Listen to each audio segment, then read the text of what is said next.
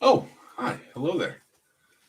Welcome to a Merry Mickmas special, the Scene Snobs podcast Christmas special. I hope you're enjoying it. Take a little time out. My name is Mick Manhattan, of course, the Scene Snob. And, you know, this time of year, I love to sit down and remember old fun things that I did with family and friends all throughout the years. I also like to revisit some traditions that I enjoy, like watching It's a Wonderful Life while drinking hot cocoa, listening to Christmas music while I wrap gifts, giving to charity like Toys for Tots or our local food banks. These are all true. These are all things I do. But one thing I definitely always do is I like to read one of my favorite poems from this time of year. It's known as A Visit from St. Nicholas, also known as 'Twas the Night Before Christmas. And if you'd like, and you want to settle in and listen, I'd like to read it for you. So here goes nothing. 'Twas the night before Christmas, when all through the house not a creature was stirring, not even a mouse. The stockings were hung by the chimney with care, in hopes that St. Nicholas soon would be there. The children were nestled all snug in their beds, while visions of sugar plums danced in their heads. And Mamma in her kerchief and I in my cap had just settled our brains for a long winter's nap, when out of the lawn there arose such a clatter. I sprang from my bed to see what was the matter. Away to the window I flew like a flash, tore open the shutters and threw up the sash. The moon on the breast of a new fallen snow gave a luster of midday to objects below, when what to my wondering eyes did appear but a miniature sleigh and 8 tiny reindeer, with a little old driver so lively and quick, I knew in a moment he must be St. Nick.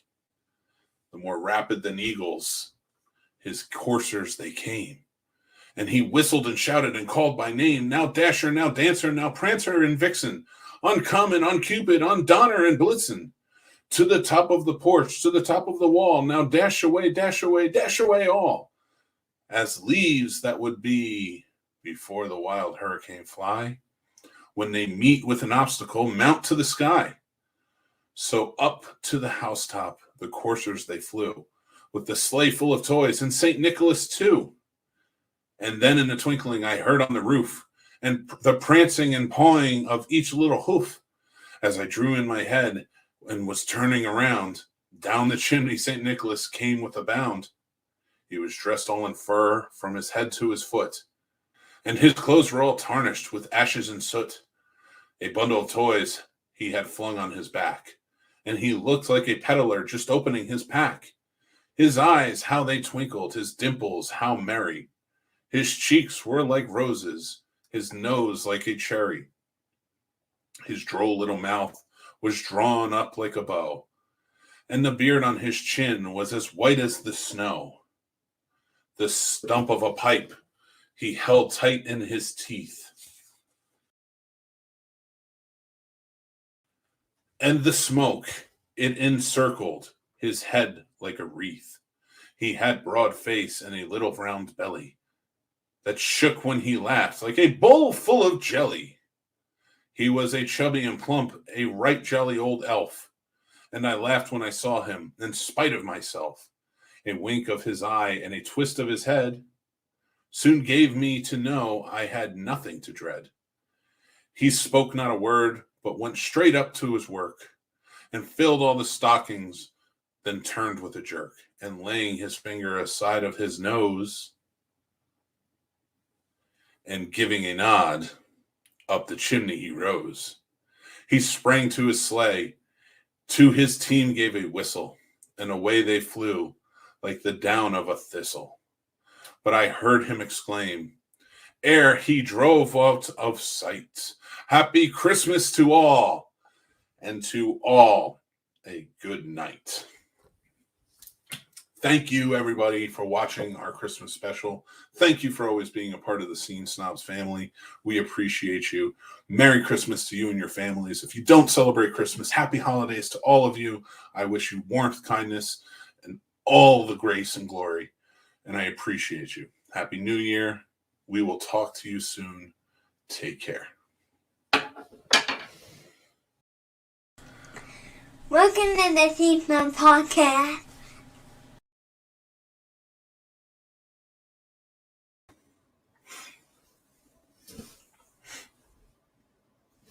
What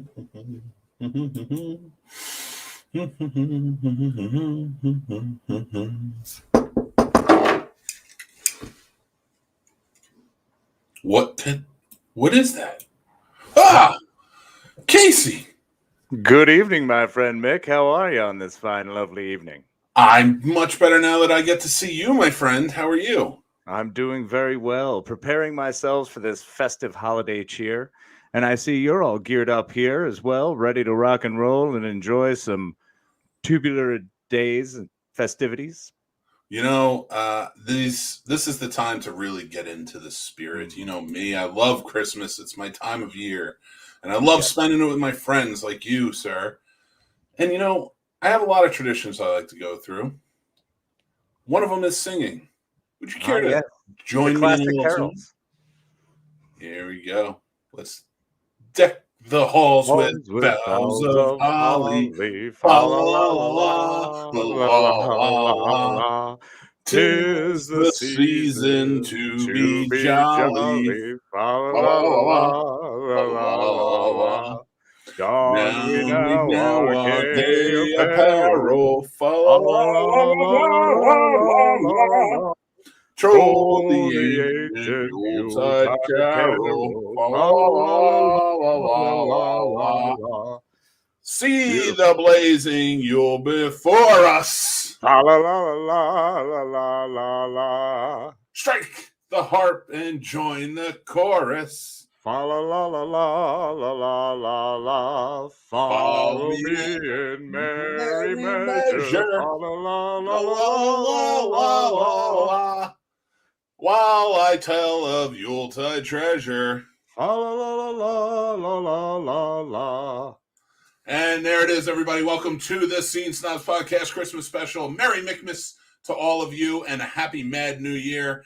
We are here. We are in the spirit. It is our 2-hour Christmas special. We're just so excited to have you guys here with us, joining in. We have some very special guests who are going to jump in very soon.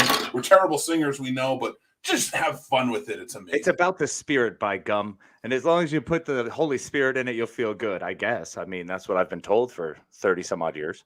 Well, cheers to you, my friends. You are the gift in my stocking on Christmas Eve, and you are my madman, Casey Plott. Welcome. Oh, and Merry Christmas to you, Mick. A pleasure always being able to get together for 52 shows a year, every Tuesday night.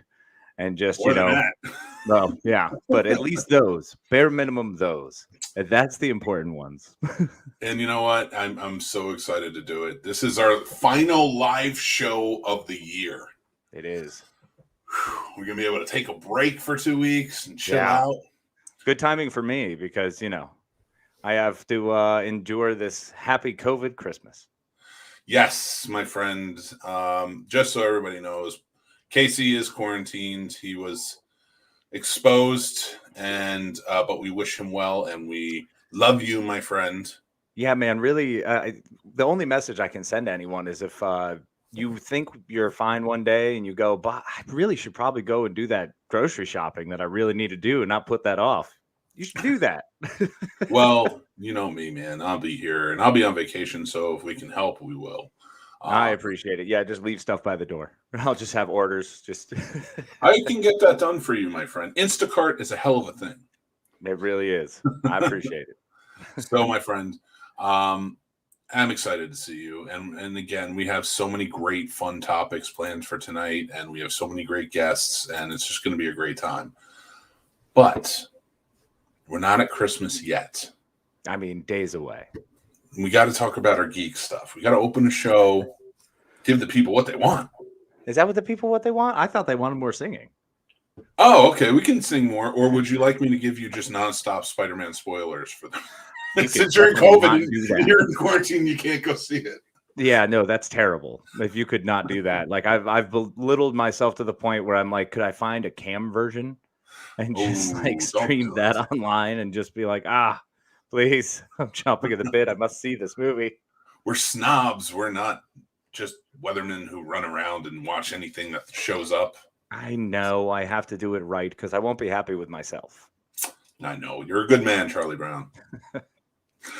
Well, we have a lot of people joining us tonight, and I want to say hi to them. And AJ's AJ, what's going on, man? Great to have you back, brother.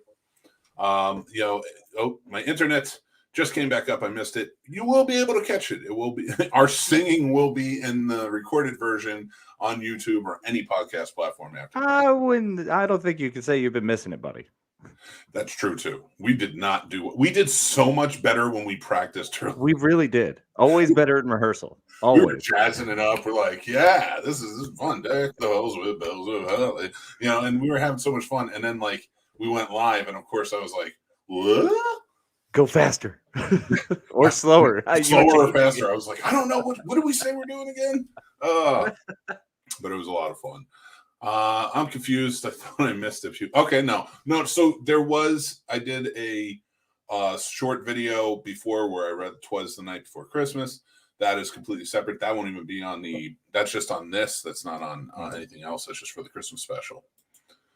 I love it. What are you guys drinking? Eggnog, baby. Water. When one is sick, one must hydrate. That's true. You need to keep up the water. I am going with the alcoholic version tonight because we have a very special guest in Dan, Tim, and Jason, and I need to, get drunk. Fair. Fred Carroll, why do I need to subject myself to your singing? Because you don't have, Fred, unless you have carolers, we're your stand-in carolers, and you're welcome. And that's the thing. This is a 2-hour special. That last half is just us singing all public domain Christmas songs. All it's going to be. And yes, that's right. Duck the Halls is public domain. It is. As is that awkward Toyland song. Oh my God. Should we? My first Christmas with the Snobs. Well, we are happy to have you. This is our biggest Christmas yet. The biggest. Numero uno. Sean, thanks for joining, my friend. Thanks, buddy. It is going to be a well-deserved break. And Casey needs one especially because he works his ass off on everything. Thanks, buddy. I appreciate it. There literally is nothing left back there, so I have to sit on a phone book to get elevation. It's indented at this point. Yeah. I thought you said he exposed himself. Not yet. Later, Fred. Later. Sorry, we did perfect Christmas songs on Sunday. Well, we weren't there. We'll never get asked back to the perfect 10. Never again. Not after our not as a combo. No. I mean, Casey will get asked back. I will not. Or it'll just be you. You're the fancy one. No, I think it will be you. I'm the one that really ripped apart the Catholic Church for no reason when we were talking about Christmas movies. Well, there's no reason. That's true. You would think that the worst thing to come out of what I said wasn't me. It was the Catholic Church. See, that's where it comes more along the way you said it versus what you said. Very true. Well, guys, we're having a good time. We got a ton of topics planned, but please chime in. Let's have a good time and everything. So, Casey, I want to ask you, sir. Yes. Well, originally it was going to be, what are your plans for Christmas? But I'm going to sing outside your apartment. I think I'm just going to have to show up on Christmas and come sing carols. And if you come outside, I'm going to run away. It's pretty awesome. And what I'll do is I'll just set up a little candle so that way you'll know in the window. And if I like it, I'll light the candle. If not, are you going to wear like a stocking cap that hangs down and just look out the... Step outside and go, you boy, what day is this? Boy, what day is this? You close that window. You close it right now. Put your face mask on, you sick bastard. What is the matter with you, sir? Can't deal with this. Again, or it's just going to be me showing up at your house every night, and it's just one Spider-Man spoiler every night. That'd be the worst. And then you do something really fancy with it, too, like have people come out with, like, boards and have the signs and hold the signs so each one is a couple words. Or should I pull a Love Actually with Rick Grimes when he's holding the signs, and it's just like everyone is a Spider-Man spoiler? Just say it's carolers. Because I'm just weeping. Oh, I love it. Paul Dunn joined us. Good evening, gentlemen. Good evening to you, Paul. Thank you for joining in. So, I say we get our guests on. What do you think? Let's do it. Let's get wild. All right. First, but certainly not least, because he's first, is Dan Gow. Dan the man, what's up, buddy? What's going on, fellas? We're having a party, and you're invited. I love it. I got my Scene Snobs swag. I always forget right, left. I got my Merry Mickmas dry erase board back there with the chalk. I'm excited to be here and talk about all things Christmas. Well, right. we love you excited for to have joining you. in. Loving the Grinch hat too. Absolutely. This is a gift from students. They can either have Grinch or they can have Mr. Gowl. And it depends on their behavior. And they know on any given day, the week before Christmas break, which direction the hat fits is the mood I'm in. So. Fair enough. So how much longer till you guys? Are you guys in Christmas break now? You guys in done? Christmas break right now. Yeah, we started school the 3rd week of August. Whoa. And so we got extra days and stuff, and I got a full 2 weeks living it up, man. It's stress-free, Dan the Man time right now, and it's good to be here with you guys. Yes, sir. It's great to be here with you, buddy. All right, next up, we're going to invite the man, the myth, the legend, the icon, Dan's brother, Mr. Tim Forbes. Whoa! How's it going, everybody? It's going great. How are you doing, buddy? Oh, glad to have you back. Yeah. And I should probably announce, since you guys are both here now, that you guys are the special guests on the Real Combat Christmas special tomorrow. Woo! So let's see who wins this one, brother versus brother again. The rematch. The rematch of the century. And then next year, it's just going to be another rematch, I'm sure. The rematch part 2. The rematch part 2. Ain't going to be no rematch. Ain't going to be no rematch. All right. So let me bring on our very special guest, our friend from Three Geeks Podcast, our buddy, Mr. Jason Taylor. Thanks, guys. Casey, I did talk to my girlfriend after we did George's show, and she is okay with us sitting on the couch feeding each other popcorn while we watch Christmas romantic comedies. Wonderful. That's great. That's what I like to hear. That means Princess Switch 1, 2, and 3 is on.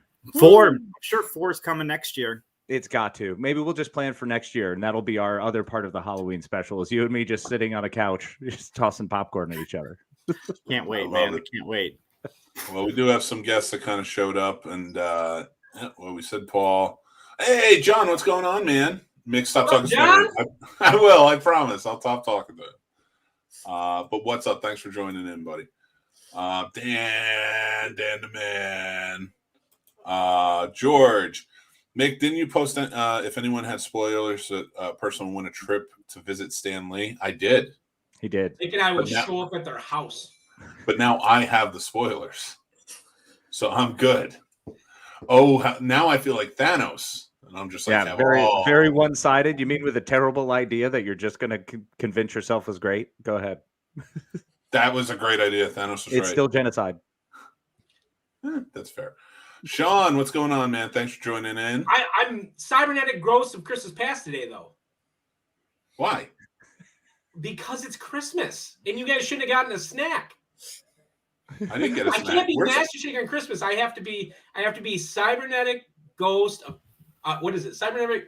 Shoot, it's in the name, Mick. I can't remember. I have no idea what you're talking about, but if I'm getting a snack, I'm in. Aqua Teen special, man. Cybernetic. Oh my God! No, that's not fair. I haven't seen that in so long. The turkey from hundreds of years ago in the future. Thousands, hundreds of years ago, future. Yeah, hundreds of years ago. Merry Christmas to you, Mr. Chris Sales. We love you, buddy. Merry Christmas, Sarah. That was a good episode of Real Combat. Yes, our Sean being our patron supporter got to see Real Combat already. So thank you very much. Appreciate that. No spoilers. No spoilers, none. Only spoilers for Spider-Man. Yeah, it was weird when Jack Nicholson showed up randomly in Spider-Man. Yeah, nobody counted on the Joker. Nobody counted on the Joker show. It wasn't even Willem Dafoe. It was just we've seen him, but it was Jack Nicholson. My money is on Tim. We'll see. You got it. Well, you have early access too. You're a patron as well, and so is AJ. Jason is going down in Real Combat. Yes, I have to set that up with you guys because we're going to get you guys. AJ must be sleeping right now because he is dreaming. Ask Tim and Dan; they know. I'm 0-1, man. I can't talk smack. My brother is 1-0, undefeated. Yep. Oh yeah. True story. This is a true story. We'll see what happens tomorrow when you guys go head to head. So, all right, gentlemen.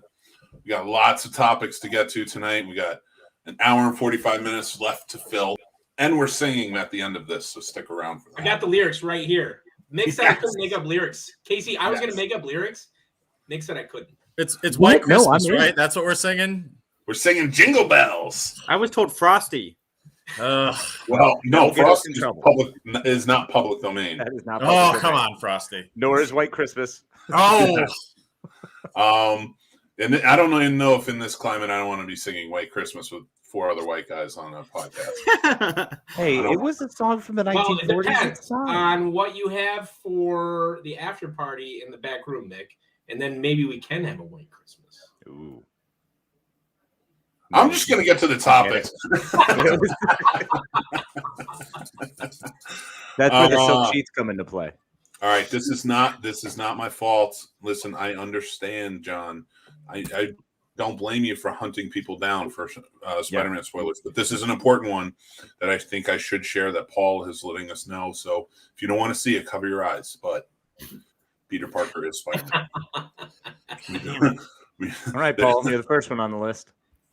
And I'm telling you guys right now, anybody who's commenting along, do not comment any spoilers. It's all fun and games right now, but don't mess around with anybody who hasn't seen it. I will not tolerate this insolence.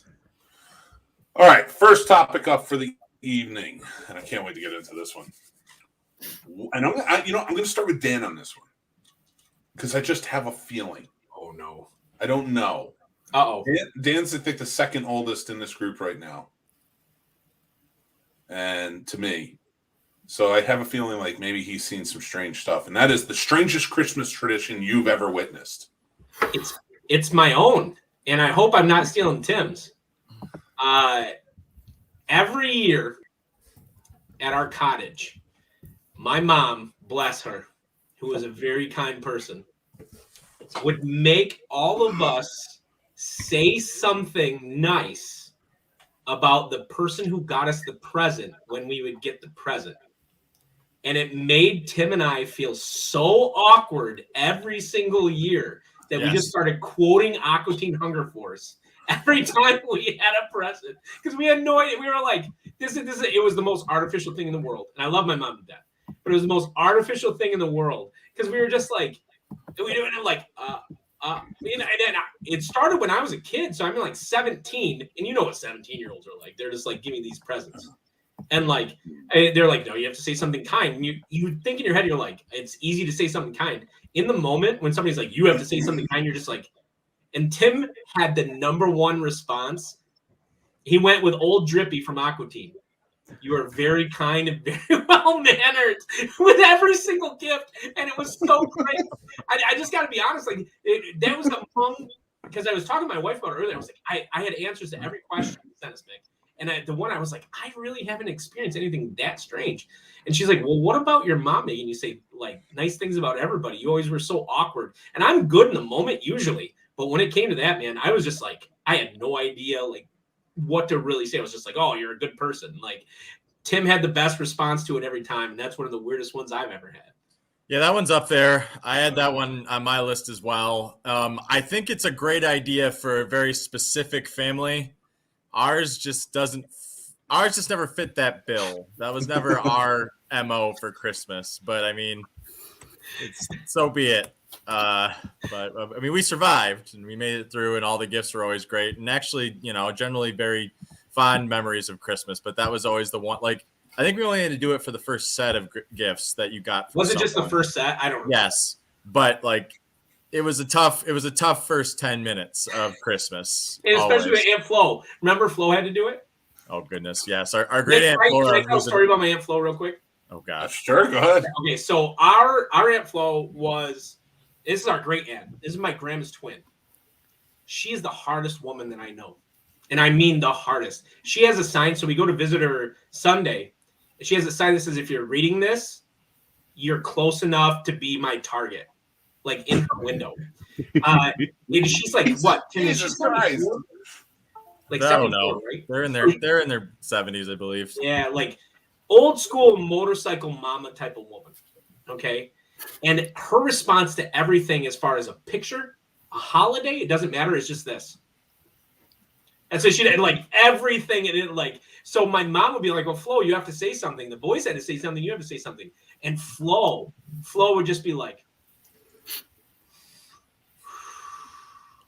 yeah. And then just open the gift. Like, it was always great. I always loved that so much. I'm just imagining a really old woman sitting there who's just like, you're giving me a gift. You know who her movie equivalent, you know, the old lady that lives with Deadpool? Yes. Yeah. That's her equivalent, man. Amazing. That is Flo. She'd be roommates with Deadpool. I was picturing the lady from Beetlejuice. Yeah, that works too. Oh, That works too. But see, Christmas was always great for Flo because we always got her a bottle of Bacardi rum, and we got her a carton of Basic cigarettes which is a brand, not Basic cigarettes, but Basic cigarettes, because she hand rolled pipe tobacco cigarettes because it's cheap. Oh gosh, that's brutal. So Christmas was a treat because the carton. It was a holly jolly Christmas that year. See, I wasn't even sure if that was legit, Dan, because the way you were talking about it, I just was watching Tip's face, and he was like, it looked like through his face he was screaming, "That was my favorite part." Like you finally had to say something nice about me, brother. I felt so bad. I knew Tim probably on his list, but it was the only thing I could think of. Like, we didn't really have anything weird really ever happen during.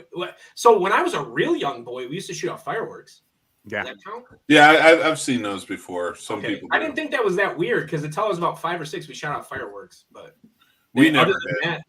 We lived in a city, in a bad city in the 80s. So like if you shot off fireworks, it sounded like gunshots, and that was not going to go well. You could be in South Lansing with me where they just randomly on a Tuesday just go out and shoot a few rounds in the air.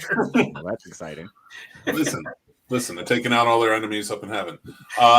That's the way it works. Jason, I'm going to go to you, man. What's a Christmas tradition that you've witnessed that has just been super strange?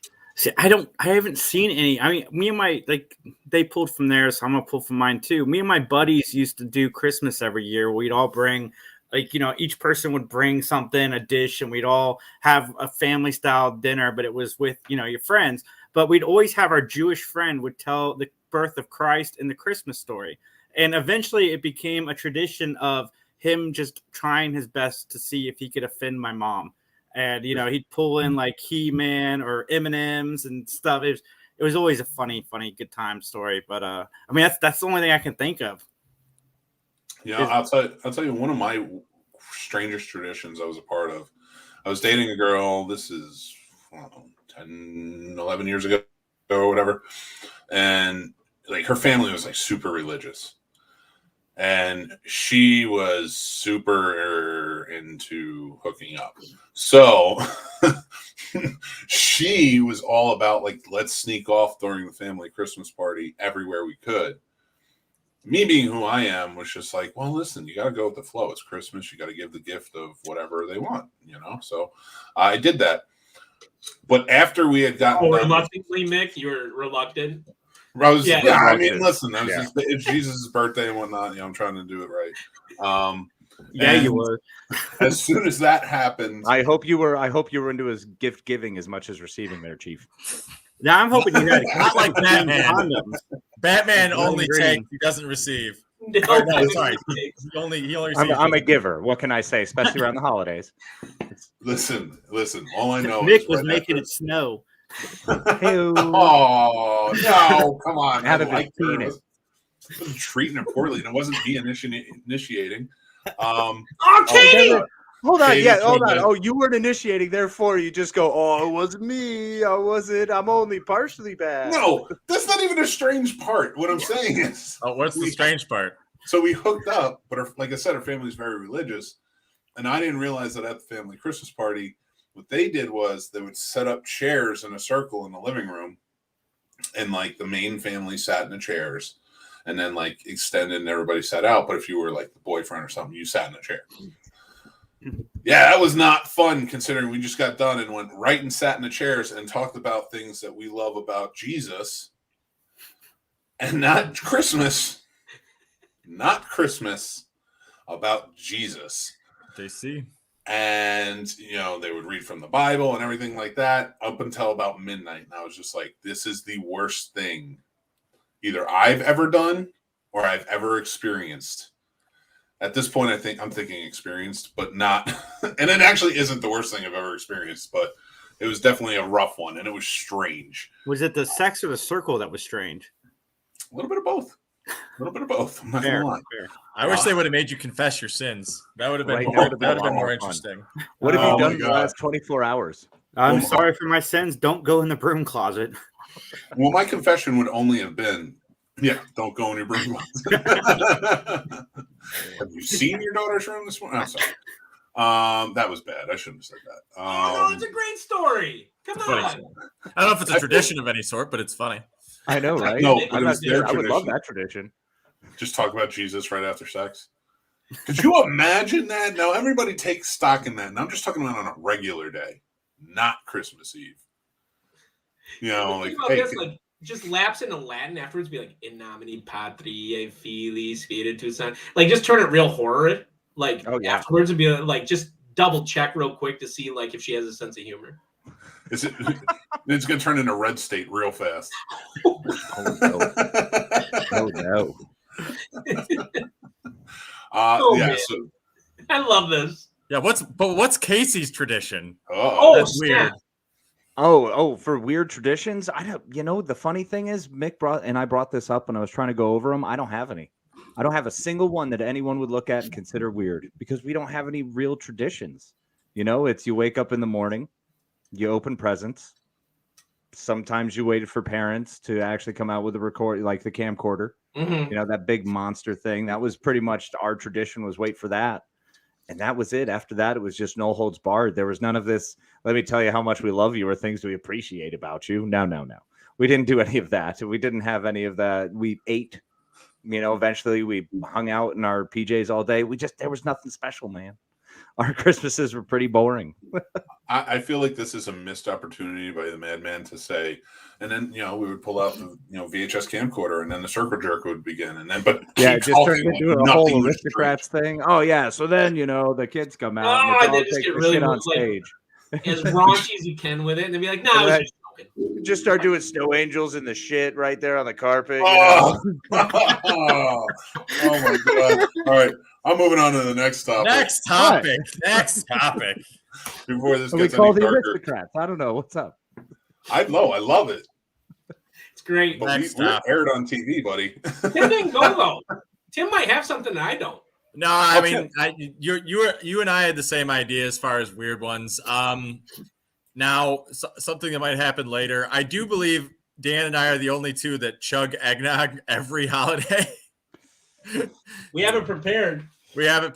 So that'll be something that we might show. I mean, we don't do it specifically on Christmas Day, but whenever I go to Dan's house, I think for Christmas we generally do at least one thing eggnog. Until we read the nutritional facts on that. Never read the nutritional facts. No, don't look at new eggnog ever. Yeah. Basically melted ice cream. Mm-hmm. Yeah. Yeah, it goes straight to your carotid artery and just loads it up. You might let it happen 1 year. Just it. Can I tell one more flow story for Christmas? Oh my goodness. As long as it's progressive flow. Okay, so Flo, like our great aunt, when she retired, and this is when Timmy knows this. So there was a summer that I broke cement all summer, and my neck was like 22.25 inches, and I was ripped. Like it was the same year she retired. So Christmas that year, my mom has me, and I can't make this up. My mom has me go pose with Flo out on her hot tub. So she can send the picture with me and my great aunt, you know, and I'm buff. I got like muscles and stuff. Me and my great aunt sitting on the hot tub. And I was like, do you know how strange this is? Are you aware of how weird this is? And she sent the picture to all of Flo's like colleagues, like, oh, this is how Flo retires. She sits next to this. And I was like, so my mom. Time out.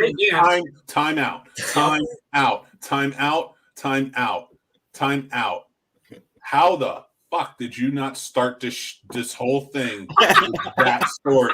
What are you? It was only one Christmas. I don't give a shit. One time. That was one time, Nick. That was one time. It's not a tradition. It's a tradition now. Get in the hot tub, buddy. Get in the hot tub right now. Oh my God. I was like, this is so weird. I guess I'll do it, but this is so weird right now. And like, I did it. I guess I'll do it. Like, you got me too'd by your Aunt Flo. Great Aunt Flo. A great aunt. Okay. Well, that makes it better. They're older and they don't understand. It's fine. She ain't that great if she wants you in the hot tub with no shirt on. Run. Oh my God. Anyway, that was one thing that came to mind. I was like, one Christmas that did happen. I thought that'd be perfect for that. Actually, you know what? I did have, if I have to bring up one other tradition that we did have that was probably abnormal to everyone else, was to go out and always give the cows a new salt lick. What is that? That was always a fun one. That Nick, was you know one what a that salt lick is? nobody else who ever wasn't. What's Talk that? to me like I lived in a concrete jungle, which I did. It's a giant brick of salt, dude. Yeah, it's just a giant red brick. It looks kind of like clay, but it's just salt. And you First of all, Captain cows Flo just in the jacuzzi. lick on that sumbitch. How the hell am I supposed to know what a salt lick is? Well, there you go. Now you know. No, I appreciate you telling me now. Now I know. The more you know, we can get the whole thing on. But I'm going back to Dan for a second.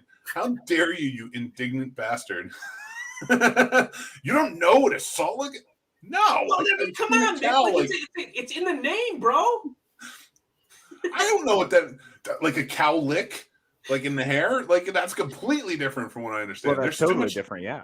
so Or much a cow happening. lick to the face, which is what happens when a cow licks your face. You know, this is the TikTok like screen grabber I have to get now. You with the goddamn indignance. I feel like there what needs to be a show salt lick is. where it's Casey and I on either side of Mick, just giving him the business constantly. I'm in. We'll call it the business. There you go. Right there. All right. I hope to hear a lot more great Aunt Flo stories today, but We could tell so many. Oh my God. There are many. There are many. it all better end with you in a hot tub. It's not a tradition. I did it one time, and every story just ends in a hot tub. Yeah, but he only did it that one time on Christmas. Every other time was a different holiday. No. So- The one time there's a photo taken. The rest of the time was done in Yeah, private. there's no photos the other times, but No every photos time. the other time. I said no photos. Oh my God. I won't be used like this anymore, Mom. like a. Oh my God, that's awesome. I haven't thought about that in years. Mick, you're awesome. Thank you. Jesus, I love you guys. All right. What is the best Christmas present you've ever been given, and what is the worst Christmas? We'll start with best. I want to go around the horn. I'm going to start with Casey on this one. Casey, what's the best Christmas present you've ever been given? Love. Oh my God, you're out. All right. Who's next? Can you just get him out of the screen? Definitely PS4. That's a good one. That's a very good All one. right. That's a solid Better, choice. right? Better than love. I mean, come on. Yeah, but what's So the much worst that then? If the best is a PS4, what's the worst? Love. Love stinks. Mick's love was the worst gift. Love went both ways that year. I was also the part of his tradition with the salt lick. But yeah, I was the cow that he brought it out to. Hey, don't you say that. That's mocking Jason and Big Red. Oh God, you bastard! All right, Jason, you haven't talked in a while. I want to hear yours. What you got for me? I'm just gonna give you. I'm gonna be honest with you guys. I couldn't think of one, and then it just now hit me, and it's only because I've seen how I reacted when it was opened. That I don't think I've reacted like that ever since. And that was when I was like 4 years old and my sister got the Barbie house. I was so excited. I was all in on that Barbie house. And it wasn't even my gift. I even remember being so excited and jumping around the house, like trying to open the box. I was all in on this Barbie house. That's awesome. That's amazing. No, because when my sister got really cool gifts, I'd be stoked too. No, I think I wanted to play with it, Casey. I think I wanted to play with the Barbie house. I mean, that's fair. It was fucking awesome. The Barbie house was huge. What's the worst gift you've ever gotten? The Barbie house? No, what was the worst gift? That was I ever regifted, gotten? Nick. That was one time. Sister gave it to him the next year. Chlamydia would be a bad one. Knock on wood, that hasn't happened yet. Oh my God. Oh, chlamydia. Oh, it's when I used to get the matching clothes with my cousins. Those were the worst gifts. Oh yeah. Like the matching sweaters or the matching pajamas. They were all scratchy. Like the sweaters that grandma would make for everybody. Ugh. No offense, grandma. I love you. Rest in peace. But yeah. Just they were horrible. All right. Horrible. And I got one as recent as like 5 years ago. Jesus Christ. What house do you live in? You're an old man now. Why are you getting matching? Did you have to send like pictures too of yourself in them? Because that's the worst. If you have to like prove no, they you've took worn them it. while we were there. Oh, okay. They're smart. They're smart. They know that we're going to burn them as soon as we get home. Oh, AJ brings up a good point. We know what the worst present that Casey's ever gotten is this Christmas. Oh. And that's because last year AJ and his son were given the worst gift ever, and that was COVID. And we are so glad that you guys are okay, and that Casey will be too. But that has to be the worst gift. Well, we already know what Dan's worst. If this is actually COVID, yeah, this would be the worst. Dan's worst Christmas gift was Aunt Flo in the hot tub. Is that right? She wasn't in a bathing suit. I gotta put that part in. Flo was not in a bathing suit. She wasn't? No. She refused to. What? Next to the hot tub. And the gift was like a buff guy in a hot tub. And Did I was she have clothes on? Wrong. She had so many levels. She had all her clothes on? Oh, yeah. Like, dude, Timmy can vet. Flo is the male equivalent of Johnny Cash. No. I was picturing B. Arthur, but okay. No, was she naked? Way harder. Like, no, she was fully clothed. That's what he's saying. All right, that's what I'm trying to figure this out. No, she was saying like she just stood next to the hot tub like in a jacket, and Dan was the one that was. Yeah, I had to be in my like swim trunks. Oh, so it's not a matter of someone actually saying, "Hey, she's already in the hot tub. Why don't you just go sit on the ledge with your Aunt Flo for a funny picture?" No. You had to be placed on the hot tub. And then she was brought alongside just you. Smoking next to the picture because she's all right. So much better. So much better. See, Tim clears it out for us, at least. Generally. He's like my filter. My brother serves as like a translator. Every time Dan talked about Aunt Flo for a second there, it was like it got worse. The hole was just dug like deeper and deeper. And I'm just like, I just need Tim the translator to come in and be like, all right, here's what actually happened. But Tim, I need to hear did you have to take the picture? Was that your worst gift? No, probably not. I don't believe so. I was playing with our cousin Derek at that time. Though. That's probably just hanging out somewhere. Yeah. Let's see. So best, so similar to Casey, but like a little bit more elaborate. The PS2 Christmas, as Dan will know, was a very, very good Christmas. No. We got the PlayStation 2 and we got Kingdom Hearts, which at the time when that game came out was a huge thing. It was all over Disney Channel. It was big, and so getting that was really exciting. Dan got some really good stuff that year too, but I think the worst gift also came in that year, oddly enough, because yes, exactly. So yes. Well, I'll tell the story. I got this one. So my mom always thought, she was like, you know what's awesome, like. Video games are cool. Like, we'll buy you some video games. But you know what's really awesome? A lot of video games versus a couple really good ones. So we got a lot of, what I'd call, like, games that no one's ever heard of, like bargain bin PlayStation games. We're talking the $10, $15 games. And this is, like, the $15 games from Walmart, right? So there was a game that my mom got that was called Stretch Panic. And so what Stretch Panic is, like, I didn't get very far in it, and I didn't really understand it. But like the main concept of the game was you would walk up to, like, you had this big hand, like, and it just kind of like rolled around, and you just kind of walked around in these 3D like environments. And then there was like these pair of legs and like a tiny head and the biggest boobs you have ever seen, like in a bikini. And the way that you defeated the enemies is by grabbing the boobs and stretching them as far as you could. As far as you could, and like in as many different ways as you could, and that's how you beat enemies in that game. My mom, watching when playing this game, was horrified. And she asked, "Who purchased that video game?" And I said, "Mom, you did." We had a lot of really bad PlayStation and PlayStation 2 games, for sure. A lot of great ones too. Like my dad always got us Madden.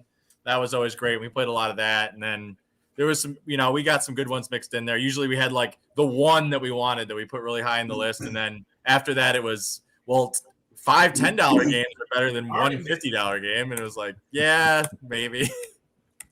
More is always better. That's it. That's a pretty awesome. The Maddens are always an awesome. We had every single one. I mean, I haven't played. Dan still plays a lot. I don't play nearly as much anymore. But we had all the 2000 ones, like all the way up to the Ray Lewis one. I think is the last one I remember getting for Christmas. And he killed the guy. He did kill a guy. That was a great Madden, though. That was a great Madden. My God, Tim. Listen, I'm not lying. That is a 100% true story. The Stretch Panic story. So if you have it, and this is the thing, if you have that game, it's worth hundreds of dollars. Oh yeah, I'm sure, because it only sold one copy. Tim was the only person that owned it. And Tim Forbes has it. Then someone found it when I threw it to Goodwill, and now that person's a millionaire. Don't forget the daycare played it first. Oh, I'm sure they did. Oh yeah, that's good. That's educational for the kids. It's anatomy lessons. That's how it works. I'll tell you, I don't know what the best present I've ever gotten was. Probably sex that night at my girlfriend's house. But then the worst would probably be the Jesus talk right after. So I think everything just kind of revolves around that one instance. But I'll tell you, as a kid, my favorite gift to get was the Ghostbusters Firehouse. Ooh. Oh yeah, I didn't get that. My cousin got it, and it made me so mad. Well, it's because Aunt Flo didn't want you to have it. No, that's it. Like, she always gave me a crisp $20 bill back then. Flo always gave great gifts. Yeah. Yeah, I bet she did. I won $42 on Flo's gift this year. You guys are envisioning. I think you're envisioning it wrong, because while Flo is a very hard woman, and the way that Dan's describing her, she's also one of the, she would give you the shirt off her back. Especially us two. Like, she really liked us. She really liked my mom. Like, she took my mom in during a rough time of her life, and Dan stayed with her, and Dan and Flo are very close. Well, see, I didn't want to.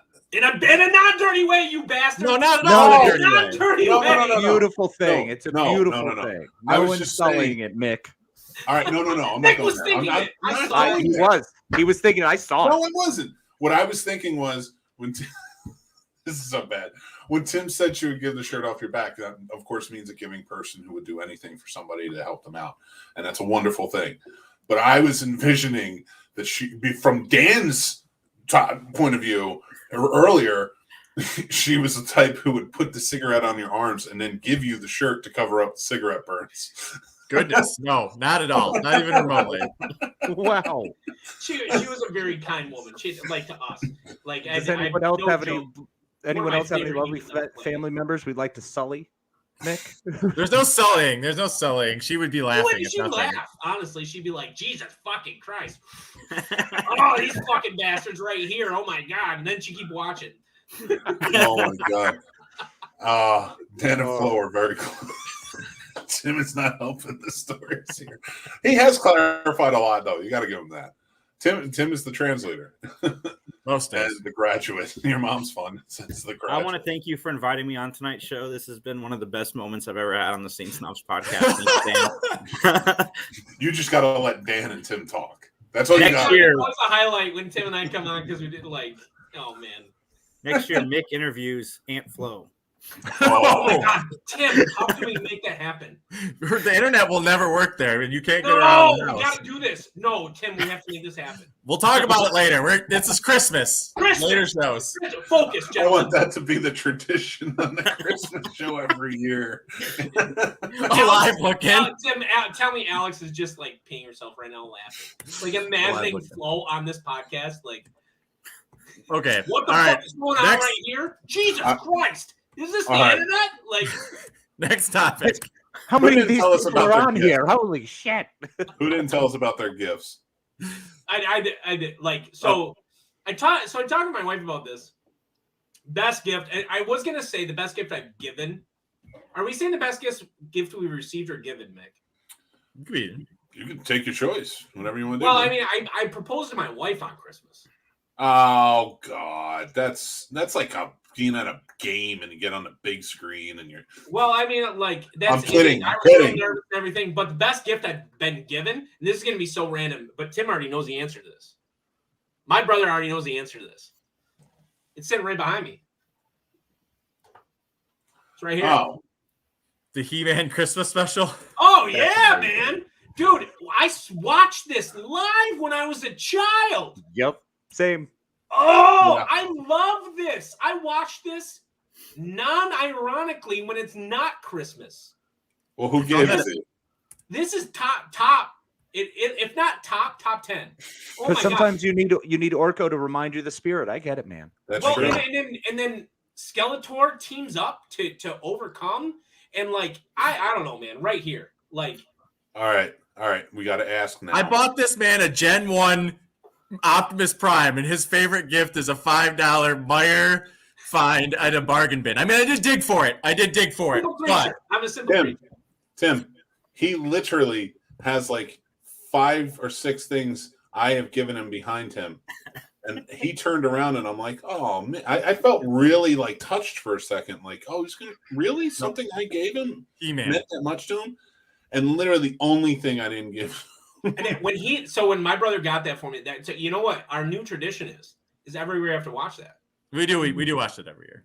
Like, I'm not kidding. Like, so to bring it to a heartwarming moment here, like the fact that my brother can engage in this nostalgia for me, and he's probably just rolling his eyes the whole time any of this nostalgic stuff. But Right that's here. real Christmas right there. Is like let me let my brother pretend he can stay in 1987 permanently, so that he never has to live in 2021 ever again. Like we never have to grow out of that's that. a Christmas gift, right? Yeah. Teleportation, time travel will be the next best. Worst gift: soap on a rope. Soap on a rope is the worst gift you can give a human being for Christmas. And my brother and I both received it from the same person. I'm not outing people here. But let me tell you what. When you're a child, you're 6, and you get a box, and you're like, oh, I'm going to open this gift, and it's going to be the greatest gift ever. You got it as a child? As a child, man. It's like, oh, here's this soap. Thank you for this soap. And you have to pretend you're like gracious because you're a good young man, right? Like you have to pretend you're gracious for this soap on a rope. Oh my God. Like what, 10 years in a row, Timmy? I don't know. I got that too. I got the soap on the rope. Oh. Is this like, a tradition come on, bro. out in the Midwest that I don't know about? Possible. Maybe. I mean, East Coasters, we didn't have that. We had a pack of loofahs that I got one year. That was special. Nope. Now we're getting even weirder. I mean, maybe it's because I'm from Jersey and we just don't do that. Well, wash yourselves? Wash yourselves? Yeah, we're familiar. I teed that. That's your Christmas gift, you bastard. I teed that one up for you perfectly. Said, knock it out of the park, sir. Out of the park, man. You know what gift we used to get a lot that I don't get anymore. That's kind of a bummer. My great grandmother always used to get us gold toe socks. Gold toe socks. Like half length gold toes. Those socks are so incredible. You know, I bought those every year, right? For great grandma. I know. Yeah, I would go. My grandparents would send me. They'd be like, "Here is this cash. Go buy this number of socks." Got to be weird seeing a 17-year-old walking through with 19 bags of socks in the shopping cart. The gold toes are legendary. One at a time back then, and so it's like the best part is you can't just put like I have 19 of those. And they're like, "No, you got to skin them one at a time," and like. I felt so embarrassed. And like, you know what I really need as a 17-year-old? 19 bags of socks. Thank you very much. Yeah, they were probably like as they were checking out. Yeah, exactly. He's hauling down, socks. And they're like, "Oh, he's gonna be firing some fun off. He's gonna be making love to a couple buddies there, but he's hitting on all the women he passes as he walks out, and he's just like, "What's up, ladies?" What's up, ladies? You got any socks? You want a pair of socks? I got the hookup. Like, bro, you don't even know. My Aunt Flo's got this going. Mm-hmm. This is all warm up, ladies. This is just a 5-finger shuffle. After this, let's do some work, huh? Like, kid, you stink, and your soap needs to stay off the side of the tub, and that's what I think of you. I'm quoting you on this, Katie. Oh, I love you, Katie. No, that was great. All right, we'll move on to the next topic. We're halfway through the show, and I think we're having a pretty good time. That is pretty brutal, though. Like, I mean, were they trying to tell us all that we were stinky kids? Is that what was going on? Or we were at that point in our life? Like, because I know my daughter's reaching this point where she just doesn't want to bathe now. So maybe we were at that point. Just fight you on it? Oh, yeah. Maybe. She's like, do I really have to shower? I mean, I showered like 2 days ago. I'm like, that's disgusting. I tell my kids, listen, nobody likes the stinky kid. It's true. It's your story. And then I don't know what resonates with them, but it does. They're just like, yeah, all right. And then I'm just like, yeah. And nobody and I also do for teeth. Nobody likes a person with yellow teeth. Yep. So, yeah. True. Hopefully it works. They brush their teeth, so it's good. All right. Here's where we're getting a little crazier. Uh-oh. If an alien came down right here on Earth to visit you, and you had one Christmas movie or special to show them to best explain Christmas, not your favorite. So get that Eternia shit out of here. What would you show them? And Jason, I'm going to go with you first on this one. See, I'm about to say the Star Wars Holiday Special. So cancel. Jason, you are canceled. I didn't say. I said I'm thinking Star Wars Holiday Special because it's got masturbation, it's got trying to get home to your family, it's got B. Arthur. I mean, what sums up Christmas better than those three things? But B. Arthur does sum up Christmas for me. Probably Christmas Vacation. 50% chunk of it. That sounds like That's a good Christmas of flows. I would say Christmas Vacation is probably the one I would show because there is nothing that symbolizes Christmas more in the sense that, you know, you deal with family, some good family, some bad family, but they're family. So they're at your house. They're kind of ruining your life, but also enhancing your life all at the same time, which only a family could do. And, you know, the tree and everything else is within the movie. So I would go with Christmas Vacation. It's probably what I would show an alien. It's not my favorite, but it's one that I would definitely share. Because we all have a cousin Eddie, unfortunately. Oh, yeah. That is true. Actually, I was just up in Jersey this past weekend. What is it? Oh, nice. Yingling. Very nice. I was just up in Jersey visiting family this weekend, and I ran into one of those cousin Eddies. And I'm sitting there, and my brother-in-law is black. So we're sitting there, and now this plays into the story, so don't get all crazy on it. And my wife's black, Nick. It's not a big deal. No. I'm not you.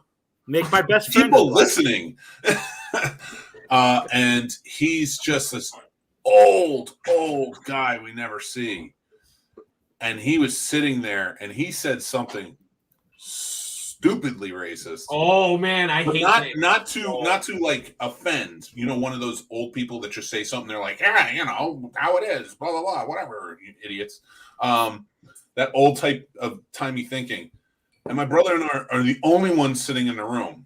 And he looks at me and he's just like, am I the only one daydreaming? Like, I'm literally, I am so sorry. I'm so sorry to you. But we're kind of like laughing at the same time. Like, what is happening? I was like, why are we the only ones in the room for this? It's like Twilight Zone shit when that happens, man. It's like Twilight Zone shit. Oh my God. And yeah, it was just one of those cousin Eddie type of moments where you're just like, he says something or does something and you're like, I can't stand this human. Timmy, Tice is our cousin Eddie. Hardly. He is our cousin Eddie, dude. I disagree. Really? Moving on. Move on. Okay. All right. So we got Christmas Vacation. Tim, what about you? What's the movie or special you're showing the alien? It's probably A Christmas Story for a very similar situation or things that Jason said. The decorations are there. The anticipation of the kid is there. The family like dynamic is there, especially Midwest family. Obviously, it's in Ohio where it's based. So, I mean, from a Midwest Christmas perspective, you know, the bundling up for school, all that stuff. I think that one nails it. I could go with. I won't say any more because there's two others maybe I'd bring up later, but that one definitely would be one that I'd go up. Like Christmas Vacation's a great one, but Christmas Story is another one I'd say that'd be pretty good to sum up the American Christmas experience. Okay, all right. Case, how about you, man? For me, I'm actually going to go with one of the Christmas carols. Now, whether it be George C. Scott's version or maybe really mess them up with the Muppet Christmas Carol. This is classic. And who doesn't love Rizzo the Rat being used to, clean off a window? That was pretty exciting.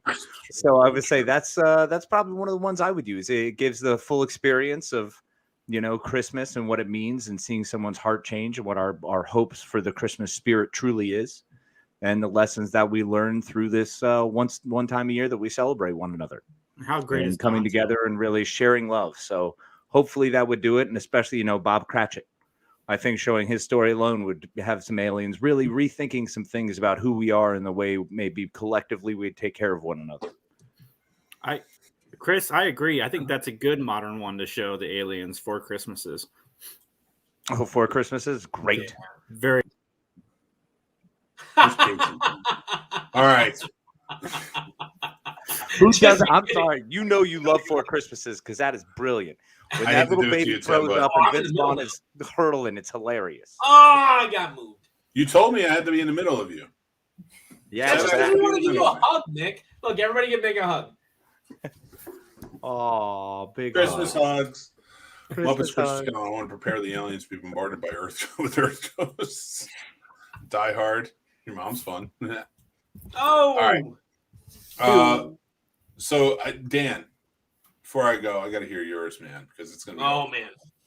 Well, I can't. So you said I can't choose the He-Man? You can choose He-Man if you want to choose He-Man. Okay, so stick with me on this for a second. Oh God.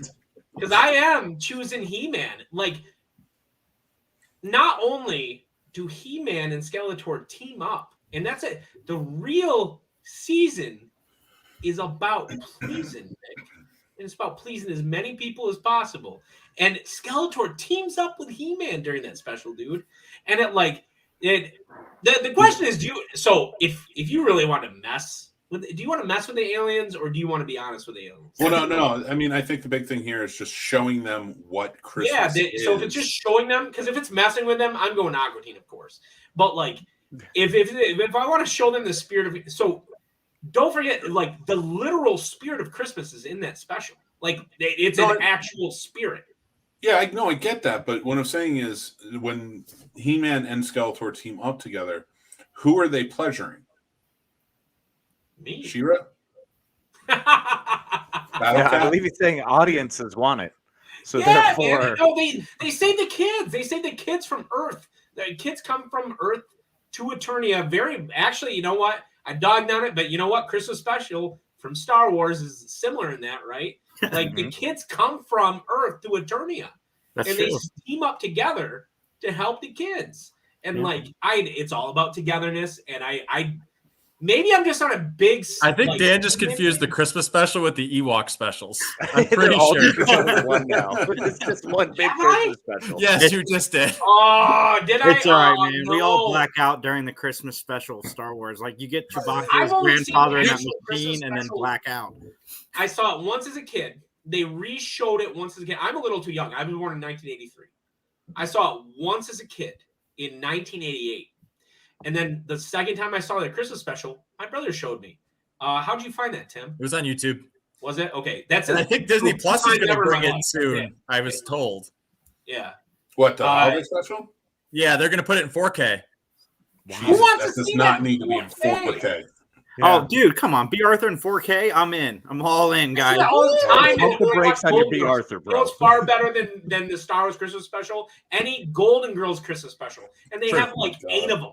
So Golden Girls are amazing. I'll watch the Golden Girls all day before I watch Star Wars. Will Smith and the Fresh Prince of Bel-Air Christmas specials were pretty tight as well. They were tight. We haven't gotten to Christmas. I should. We're gonna hold Christmas specials because I want to know what Nick's answer is, and I have a lot of thoughts on Christmas specials. So I'm gonna. Yeah, I'm gonna save that. Like I have a lot of Christmas special thoughts as far as TV. So Go, Mick. Sean's hitting the nail on the head here. So we want to show aliens what Christmas is ideally about, not what humans are actually like. No, that's not true. In the second part, like we do want to show them what we can be, and I think like a Christmas special and teaching them what Christmas is and what we do around this time and our traditions is important. And my choice is Charlie Brown Christmas. Yep. So Charlie Brown Christmas has every aspect of it. The kid is bullied. The kid has problems. The kid goes through all of this stuff. He gets built up. He gets torn down. But by the end, it brings everyone together. And during that, Linus has one of the best monologues of all time. And I'm not saying that it has to be religious or it has to be, anything like that. But he does say this was started on the tradition of Jesus being born. And this is what we think of Jesus and what he is. He tells that whole monologue. So that way it pushes everybody towards the end to come together and support Charlie Brown rather than tear him down. And that is why, fair. If we're going to show aliens anything, it should be Charlie Brown Christmas. And also, nobody has superpowers in that.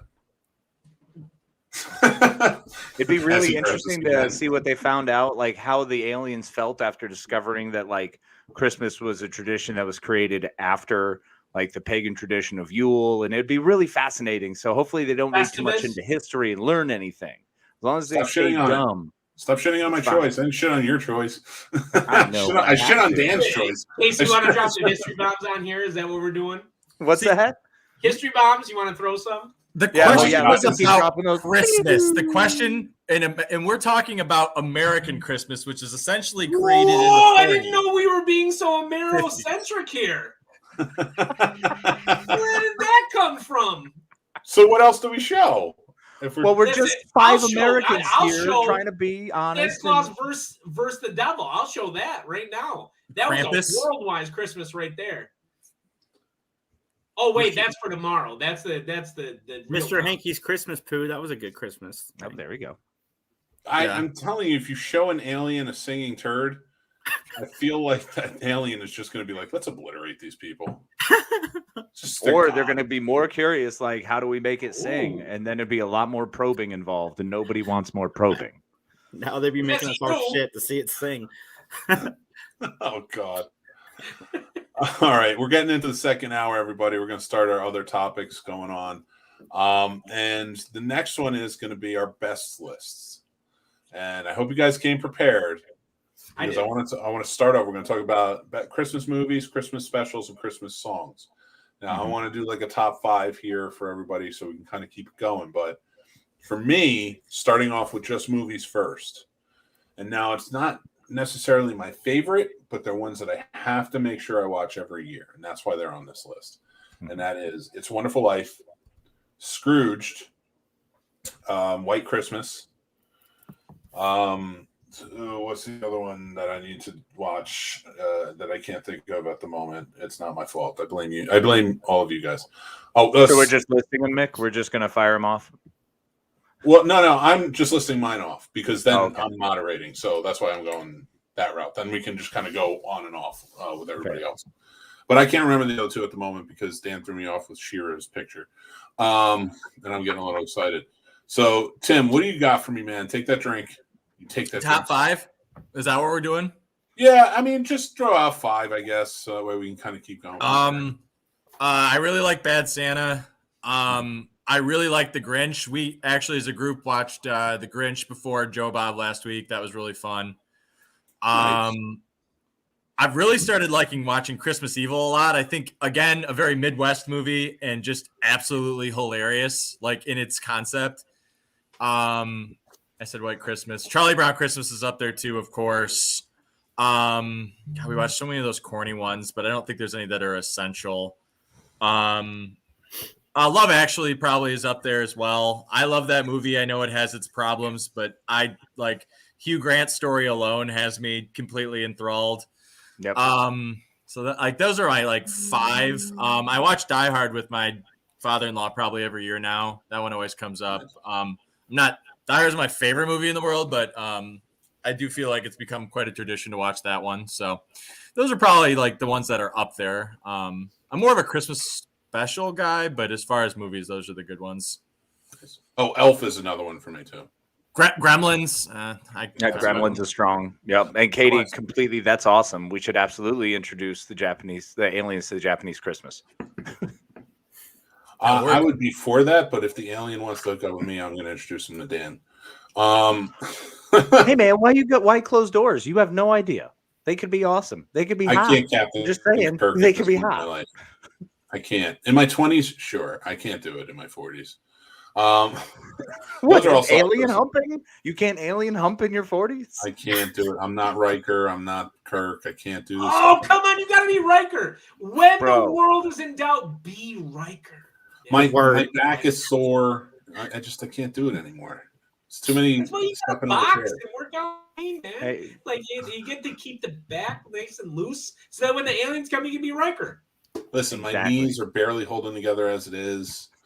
I just can't be humping aliens whenever I want. Well, you can still lay on your back and do it. There are ways around this, all right? Well, I feel like you're just not getting invented. Casey started out, okay? Bro, there are pillows. Are we envisioning depending on how many, like if they're tentacles, who knows what they tentacles. Got. You got to be ready. Are they really strong in their tentacles? Can they lift me up? Hopefully. I mean, probably. That's how I want it. All right, maybe. But what are... Now we need to hear Jason's top 5. Tim is like, stop talking about alien sex. I've always wanted to have sex floating. But anyway, let's I'm not going to do my top 5. I'm just going to do 5 that I watch every year that you guys haven't mentioned yet. Just Friends is a must for me every year. The Ryan Reynolds classic. I love that movie. My daughter and I watch Merry Christmas every year from Hallmark fame. Harold and Kumar 3D, Harold and Kumar Christmas. I love it. It's the best 3D experience I ever had in the movie theater. Home Alone 2. I mentioned this on George's show. I think it's the funniest out of the two. Nice. I'm sorry, but it's true. It's whomever because it's the object. I just want to point that out. Oh my goodness. And then Bad Santa. I agree. I gotta mention that twice. Billy Bob Thornton as Santa Claus is just brilliant casting. Which one was that last one? Bad Santa. I was just reiterating it. Even the second one. I don't mind the second one. Doesn't exist. Right. Oh, I haven't seen it. I won't watch it. I pretend it doesn't exist. It's Kathy Bates plays his mom. I thought it was fun. Like, it was not as good as the first one by any stretch. You guys ever seen when Kathy Bates gets out of the hot tub nude? Yes. And About Schmidt. About Schmidt. That's a Christmas movie for Tim and I, believe it or not. Yes, close visit to Danny Boy's house. So About Schmidt, if you ever want to know about Tim and I's relationship with our dad, I always know when Dan can't hear me. What'd you say, Mick? I said, it's called Aunt Flo's visit to Danny Boy's house. Like,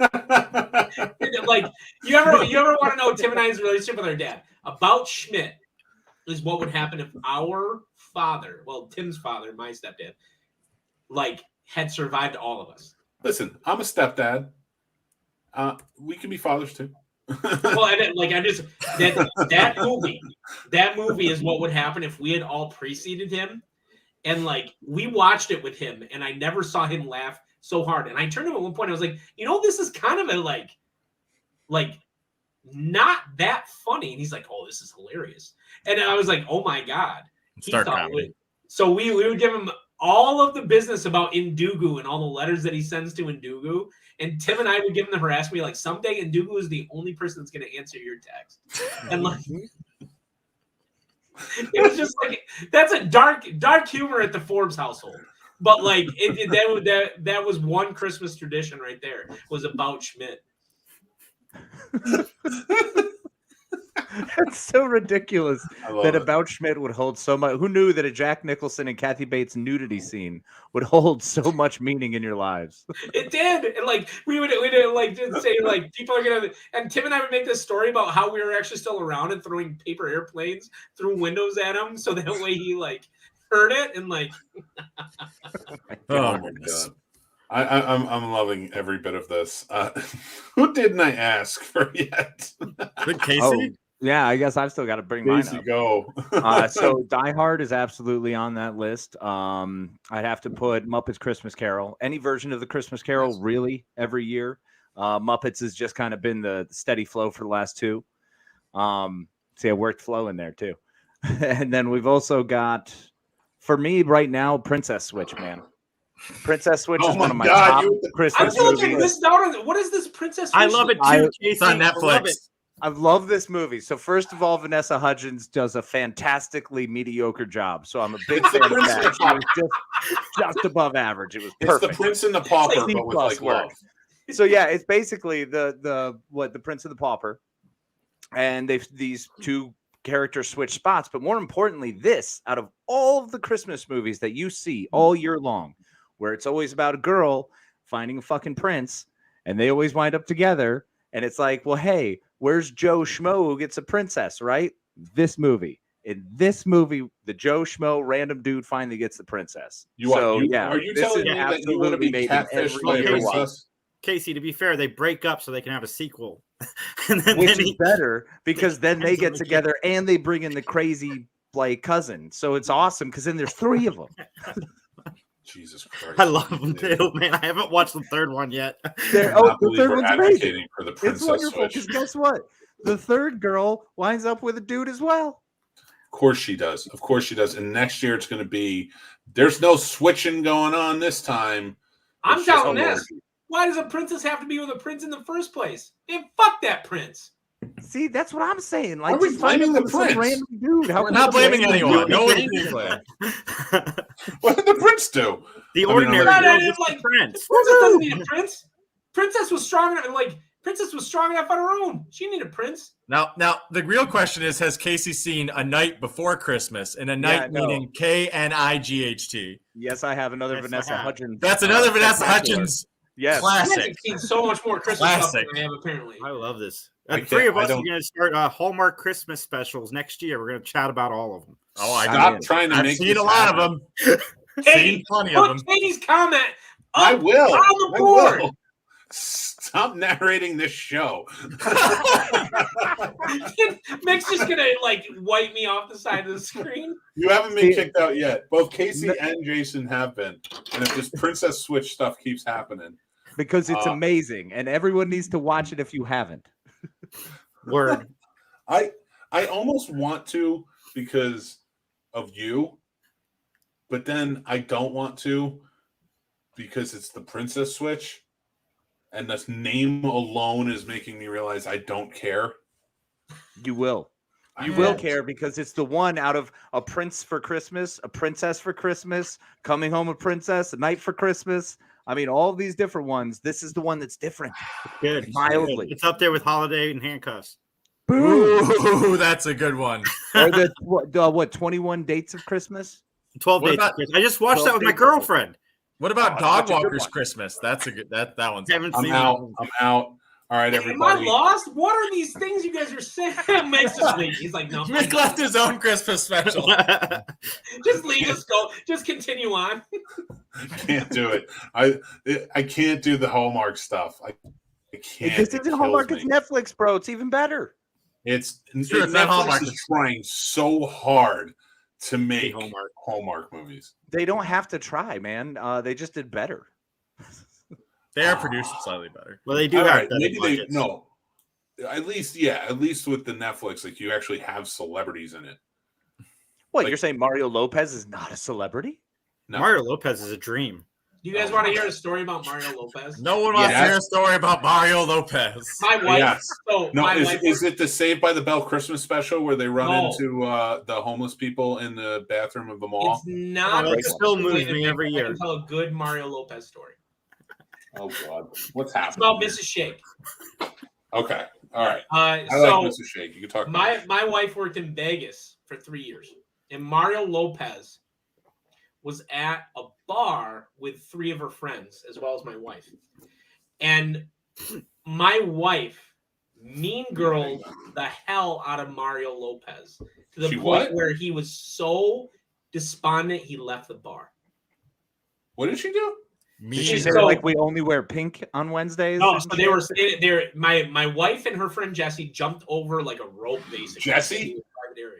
Yeah, her name's Jessie. Was she jumping over the thing saying, "I'm so excited! I'm so excited!" So Miranda and her friends are talking to Mario Lopez, and Miranda is like Mario, my friend is the biggest fan of you. You have no idea. And she would mean the world to her. And so this other friend had no idea that it was Mario Lopez. And it is like, it would mean the world to her if you turn around and you just said hi to her. And so Mario turns around and he's like, hi. And this girl who had no idea who Mario Lopez was like, excuse me, do I know you? And he got this apparently this despondent look on his face and just left. My wife mean girled Mario Lopez. Wow. All right. 1,000 points to Gryffindor. 1,000 points to my wife, man. Yeah. Like, Griffin, all right. No context. If I say 1,000 points to Gryffindor after you say your wife did that, that means she's in Gryffindor. Calm down, Hufflepuff. Whoa, he's a Ravenclaw. He's a writer. Slytherin. Come on. Slytherin. Just because you have green you're lights on. Ravenclaw, bro.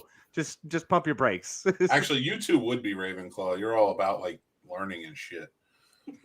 Learning and Fucking shit. school and words and shit. What are we talking about the Christmas specials? Yeah, Tim is keeping us on point tonight. Yeah, Right. it is. Thanks, Tim. Well, did Dan give his Like, movies? my students get thoroughly entertained when there's a segue. The whole motto of this show is we specialize in the absurd. And Tim's like, God damn it, we are not going absurd in this Christmas special. I gotta say, I appreciate it. I want to sit in one of Dan's school classes. I feel like that they would be absolutely entertaining. Nobody wants that. Nobody wants that. Dan's like Nobody that, wants I that. bet Dan's like that teacher in school that's like really hip and wears a leather jacket. Yeah, I wear a But you're lot still of 20 years patches. older than everybody. Are you the Mr. Turner? I wear a lot of like leather patches on my elbows. Good man. I love it. I love And then I spend a lot of time being aloof. Like I don't care. it. All right, we're watching a movie today. Wheel it in. Also, well, because when aloof, you can play hungover real easily. It's just one and the same. Like, I would consider that, but you're stupid and go sit down. No, Dan has got to be like a hands-on teacher. I can't see anything else. I'm super I'm like I don't show movies, Casey.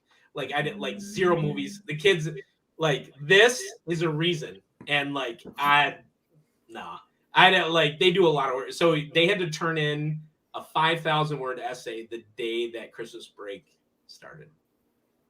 Jesus Christ, you curmudgeon-y old bastard. I mean, at least it was something positive, like about what Hawthorne.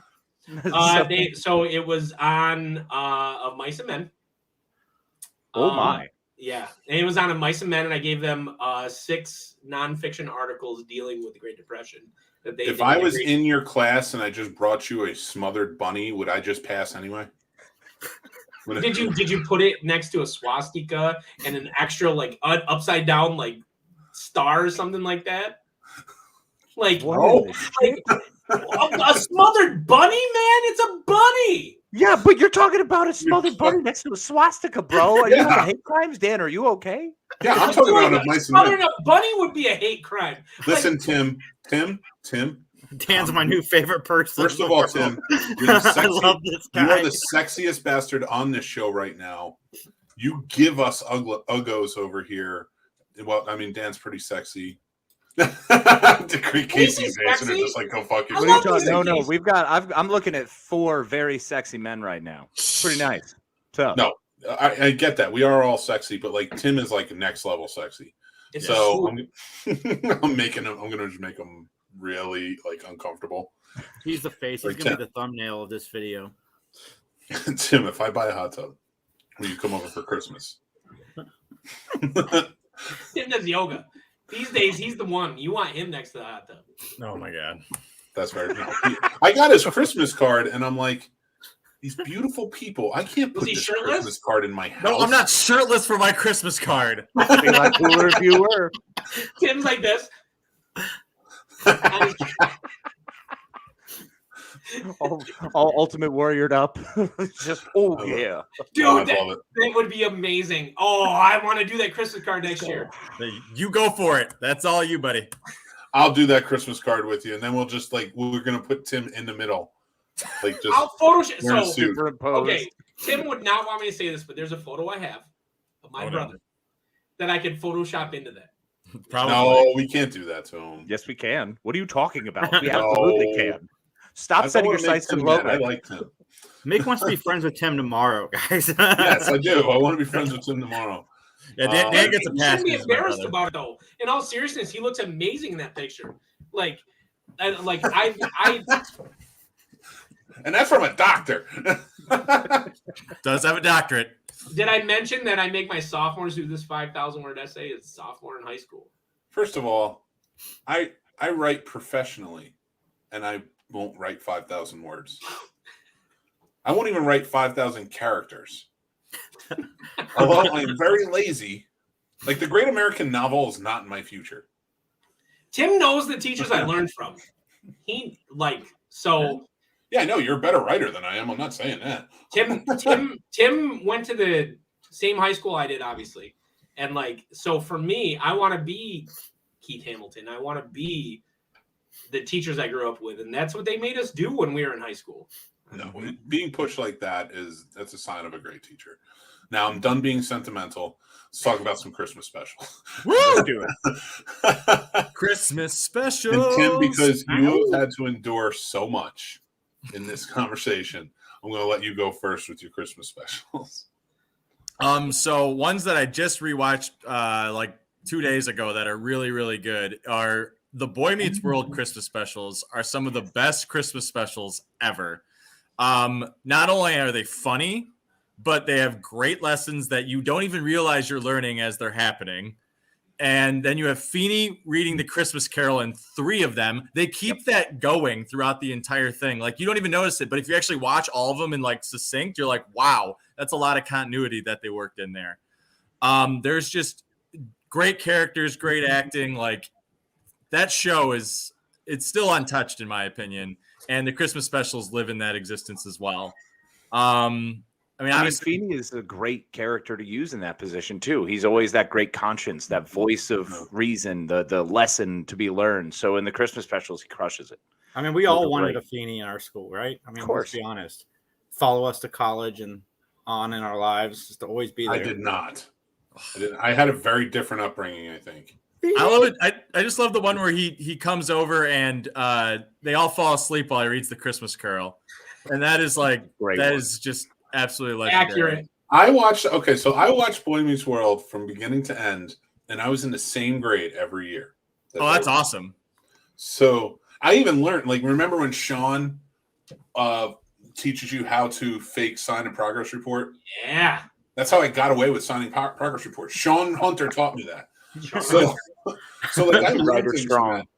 And I cannot think of a single Boy Meets World Christmas episode.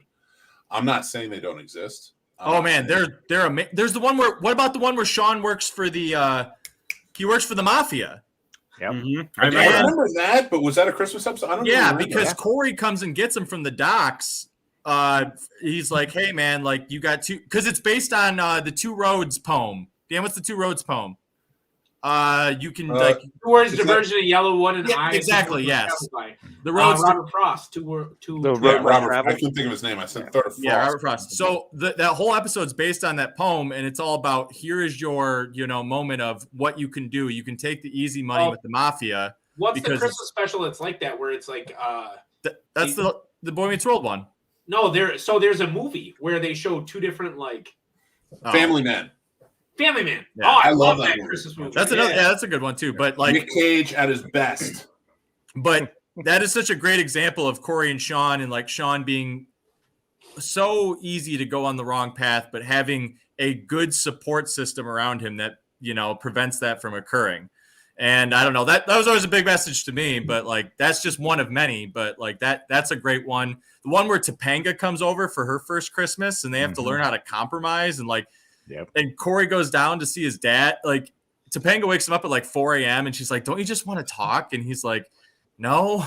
And he's never had that happen to him before. So he goes downstairs after, and his dad's down there making a model. And he's like, "Dad, why are you down here making a model?" He's like, "Because your mom woke me up at 4 a.m. just to have a talk. And then she fell asleep and I couldn't."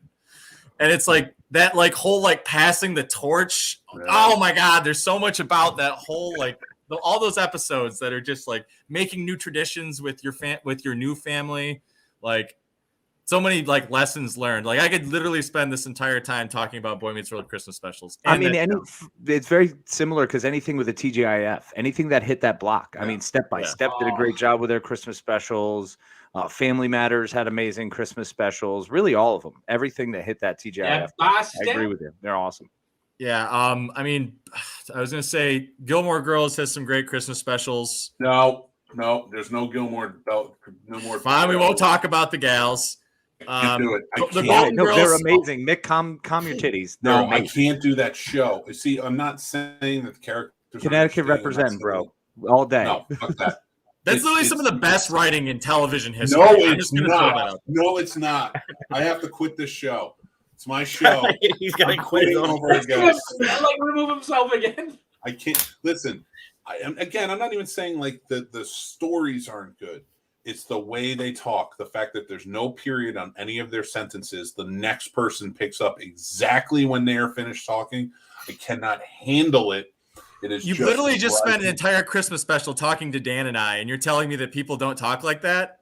No, I'm not saying they don't talk like that. No, we're talking over each other. They are perfectly timed. They're perfectly. As soon as somebody stops talking. Just like Kevin Williamson in the way they pick up with Dawson's Creek and the way they carry on. I think that's the way I grew up having conversations. No. So I guess absolutely. Me too. I used to do that also. Kevin Williams kind of did it, but he used too many big words for young people. I get it. You own a dictionary. Shut up and write screen. Yeah, I actually had to read that like every day. Good point, Mick. That's it. I'm going to repeat what I said before. There is no Christmas special that compares to Twilight Zone's Night of the Meek. You want to talk about the best Christmas message in a show? I don't remember Night of the Meek. Which one was that? Great. I'm sorry, I missed your comment too. I give it a 10. Which one was Night of the Meek? A fucking 10. Christmas special, singing Christmas carols, same to me. Nice. Two favorite characters in Penny and Boy Meets World are Feeney and the Dad. They're both very good. Mm-hmm. Is that what a dad is like? Yeah, I've got two Christmas specials that I really, really enjoy. And the first one, every time I watch it, I crack up. And that's the Big Bang Theory episode where Penny gives Sheldon the Leonard Nimoy napkin, and he like starts having that like seizure about having Leonard Nimoy's DNA, and then he tries to hug Penny. I find it to be one of the funniest moments on television history. But my favorite holiday special is Sam Kinison as an angel, and It's a Bountiful Life. I used to rent that from Blockbuster Video every year, and I still watch it every year. I haven't watched it yet this year, but it's coming. I can't wait. And I watch all the Friends specials and How I Met Your Mothers and Boy Meets World. Me and my daughter watch Boy Meets World all the time, and I agree with Tim. I relate to it even as an adult. That's the one thing that's why it's so good. That's what the spinoff lacked. It had nothing for adults, and that's something that the original show had. So, yeah, I know. I feel like that this is the perfect setting for a Brady Christmas special. Me and my daughter watch that every year too. But Christmas, like just Christmas specials in general, like doing all the decorations and the holiday spirit, like the Community Christmas specials. They do the one in the style of Rudolph the Red-Nosed Reindeer. They're amazing. Yep. Like those all have a really cool message and they're fun. And like I just love Christmas specials in general. Like I love holiday TV episodes because for whatever reason there's a little bit more oomph in them, and like the decorations are always so memorable. Same with Halloween specials when we talked about those, but it's the same idea. Like it's just there's something different about like how those hit, right? Yep. And that's the way I felt for Scrubs. Scrubs was one of my favorite shows of all time. You could forever watch that show. And yet what Scrubs did for Christmas was fantastic. That's one of my more recent shows that I've enjoyed since, post-puberty that I've been a fan of. So I'd say Scrubs is definitely up there for one of the better versions that they do. And also they have a really fun one where they actually take the Charlie Brown Christmas special and dub over it. So it's hilarious. Oh, they do. Yeah, kind of. All right. I will say this to Katie. Yes, I will watch it. And I did just look it up and I do remember it, but I don't remember it well. So I should check it out. Night of the Meek. Top 10 Twilight Zone. Now I want to transition a little bit because we talked about Christmas specials. And I want to go into fun Christmas traditions you learned from movies and specials. You know, things that maybe you saw in movies. Like for me, one thing that I've always really wanted was like a big family Christmas, like everybody together, like the week of Christmas. You know what I mean? Like from Christmas Vacation. Yeah, it always seemed like there was headaches and every aspect on TV or in a Christmas special where big families were together. It always seemed like there were headaches. But at the same time, it always seemed like people were just there and it was fun and nice.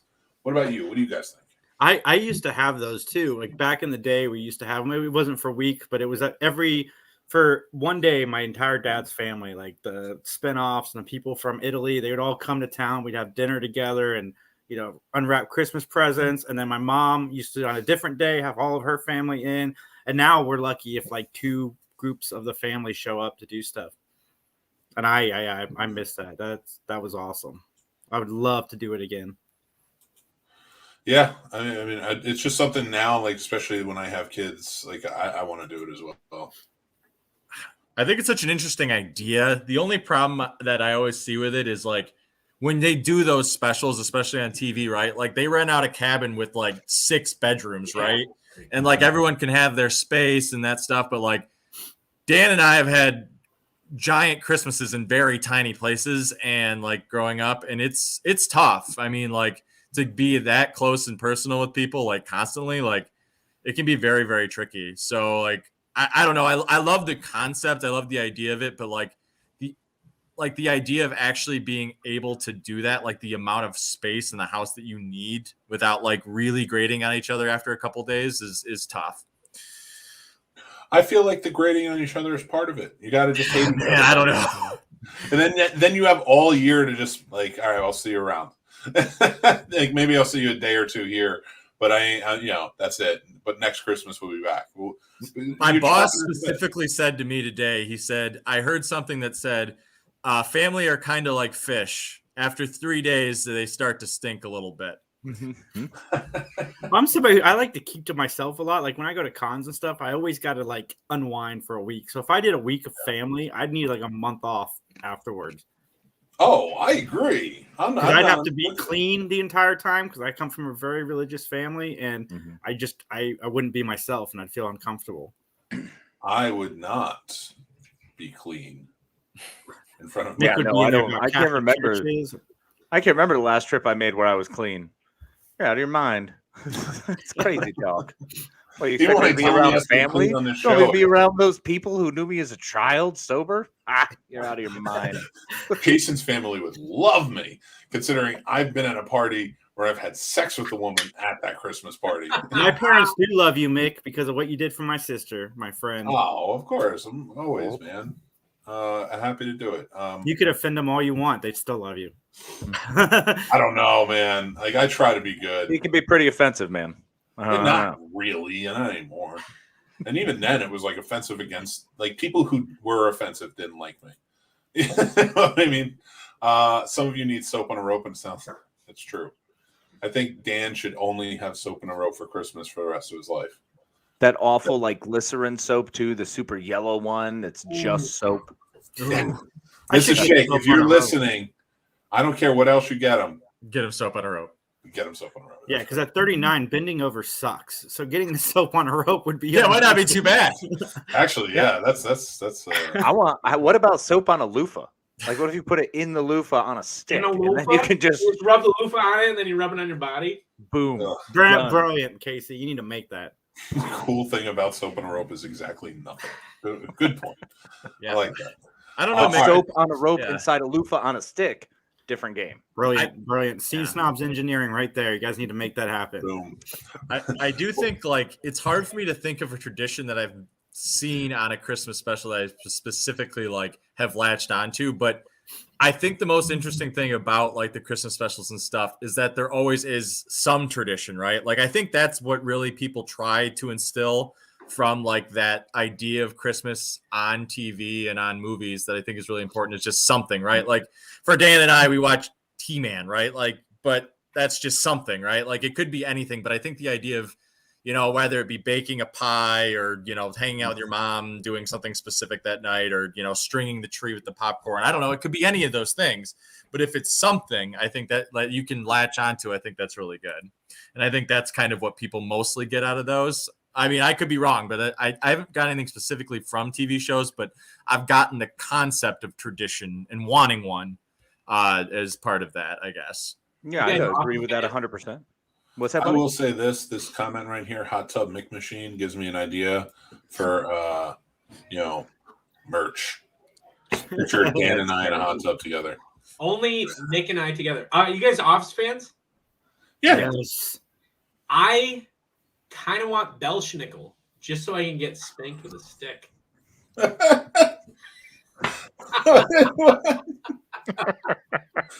Oh my God! There's nothing you can follow that up with. There's nothing. I dare you! I dare you to follow something. Belschnickel? I have better nothing. than Belschnickel. I have nothing to follow that up with. I don't know. I run a podcast, and I am at 9:36 with a half hour to go, and I've got nothing to follow. You don't want to spank? Well, technically, would a tradition be like leaving your kid behind when you go on vacation? Yeah, it would be. I hope not. I feel like we've learned that from some series of movies that imply being home alone. Yeah. Home Alone. I hope I never do that. That's a tradition, so I guess I gotta ditch the kid. There's like no other. There's so many Christmas things out there. You couldn't even come up with like the Christmas Switch. You couldn't even, or Princess Switch or whatever it's called, where you're just like, you know what? I'm just gonna switch girlfriends from now on Christmas. Like you. Yeah, that requires like having one, bro. You know what? I got one. I want to kidnap Mario Lopez every year. Then mean girl him though. You have to mean girl him afterwards. So capture him and then belittle him. I want him to come to me in Casey's couch parties. Hey, couch parties could be a thing, so I'm down for this. I'm open for massive holiday couch parties. My wife did just bring up a good point in the comments. I do believe that we started getting an advent calendar because of Bad Santa. Nice. Okay. Nice. Which specific advent calendar? We don't get the one with the Jesus story. We generally get either the one. We usually get the one from Walgreens. Nice. But I did a whiskey one this year. Advent calendars are fun though. It's always fun to open the chocolate. Okay. You know me with my Funko Pops. I actually this year got my wife the Office Advent calendar Funko Pops. Ooh, so jealous. They come with like little figurines. She got a Dundee in there. A bunch of other ones that are really good. I was like, Jesus, I want these. I want Prison Mike. A Prison Mike. He hasn't been down on. So before we move to the next topic, I do want to say, because we talked about the specials, one of the most heartwarming gifts I ever received as a teacher was a signed picture of Feeney with every senior's signature on it. Nice. And that was a great gift. Nice. I mean, they ruined that autograph, but. So it was on the back. It was Feeney, and then on the back was every senior signature, all 98 of them. Oh, did Feeney sign it? No. Well, they signed it. He's their Feeney. I was their Feeney. Yeah. Okay. All right. I was gonna say, like, did he sign it and then they sullied it with their signature? That was real touching. Like they gave it, like they wanted me to talk at graduation for them, and I said no because I'm not old enough for that yet. But they signed that picture and then they gave it to me at graduation. And that was pretty touching. I put it up in my classroom and it's framed. It's really sweet. That's awesome. All right. Who's the best teacher around? Feeney. Not me. I'm A-. Feeney. Mr. Turner. Yeah. Mr. Turner, if you're nasty. Mr. Here's a funny story. Since you're a Boy Meets World fan, remember, was it Harley? Yeah, he's just Harley, and he has the goons. Harley. Yeah. Harley, I used to know him. His name's Joe. When I moved out to Los Angeles, 2008, I think, maybe earlier. I don't even remember. I moved out there to work on a movie, and he was the director.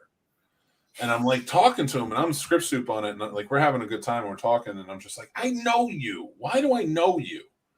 And he's just like, you ever watch Boy Meets World? And I'm like, yeah. Like, I still don't know you. He's like, I played Harley. I'm like, ah. And he said, hey. Why don't you just have a series where you just tell these stories, man? I don't know, because nobody wants to hear them, and I don't remember. I do forever. Dan wants to hear them. That means everyone wants to hear them. I'll talk to you about them. Well, you know what? Another funny one is the guy who took over for Harley. Remember, they were going to fight. Nobody remembers was Adam Scott. Yep. And I was in the bar when he got the news that Party Down got a second season. So I'm not saying that I was there and I'm like, I'm delivering this news to you, Mr. Scott. He was just in the bar. I was in there too. We were working on different things because it was an improv bar. And yeah, they got the part. They got the second season. That's awesome. That's it. Just little musisms with Mick, who lives in Virginia now. Mick, Virginia. I'm hanging out with people I really want to hang out with. That wasn't sarcasm either. Like I meant that. Are you sure? Because it felt a little tongue in cheek. No, come on. I meant that. He's like, yeah, I'm totally here where I want to be with you, second-rate fucks. That chocolate in the advent calendar has been sitting in the warehouse since Easter. It's true. It is true. It always tastes a little funky. It's got that weird milk chocolatey, like little. So it might be a little have a little grit to it. Yeah, it gets a little white. Mm-hmm. Not white chocolate though. It's that like edge to it. That like little like. It's got like a little looping around the edge. It's a little white, and you're like, ooh, I don't know. Yeah, you I could question it, but then after like 3 beers, it doesn't matter. Yeah, man, you rip through those advent calendars like nothing, man. You do those in a day, right? That's legit. So as we're kind of winding down, I want to go to our final topic of the evening, and that is, what is your ideal Christmas? Is it like a big party, staying with family, relaxing alone, vacation? Like, what is your ideal Christmas? Where do you want to spend it? And Casey, I'm going to start with you. Well, I can tell you the whole relaxing alone one is bullshit. I've had enough alone Christmases. They're not great. The vacation thing, I've always thought it'd be cool, but vacation would only be fun if I could guarantee that everybody I wanted to hang out with is going to be there. So really, I guess an ideal, like for me, would be getting my daughter and just running up to Connecticut to visit some family and then zipping over to Oklahoma to visit some. So it requires teleportation. So it's not actually plausible yet, but that would be the ideal. Because there's nothing better than traveling to visit family. That whole process is always a blast. I grew up, we always traveled every Christmas. So it was always a good time. So that's what I would go for. Well, I know for me, I want to be Clark Griswold. Like when we were talking about the family being together, I want the family to come visit me. I want to be the Clark Griswold. Everybody comes to my house, does my thing. I'll go outside and go crazy for a little while and come back in and just like do whatever we got to do. And then the tree burns down and then there you go. But that's my ideal Christmas. I don't want to go anywhere. I've done the alone Christmases. I've done this, staying with family. Bring on the big Christmas party, the dinner, the hanging out, all that. So that's where I'm at. But how about you guys? Jason, what about you, man? What's your ideal? I love seeing my family. So if any of them are watching, I love seeing you guys. It's fantastic. But the ideal part of they it are not, by the way, is Christmas afternoon when you've done all the stuff. You're home with your kids. You order some Chinese food. You guys enjoy it. Watch some Christmas movies. That's my favorite part of the holidays. I like just hanging out with my kids. This year we're introducing my girlfriend and her kids with my kids. So that's something I'm looking forward to this year. I dig it. All right. You're That'll be starting awesome. your own tradition. I like it. All right. I don't know who to go. I'm going with Tim first because I feel like Dan's always going to tell Tim stories. They're very connected, if you would believe it. I absolutely believe it. I know you two.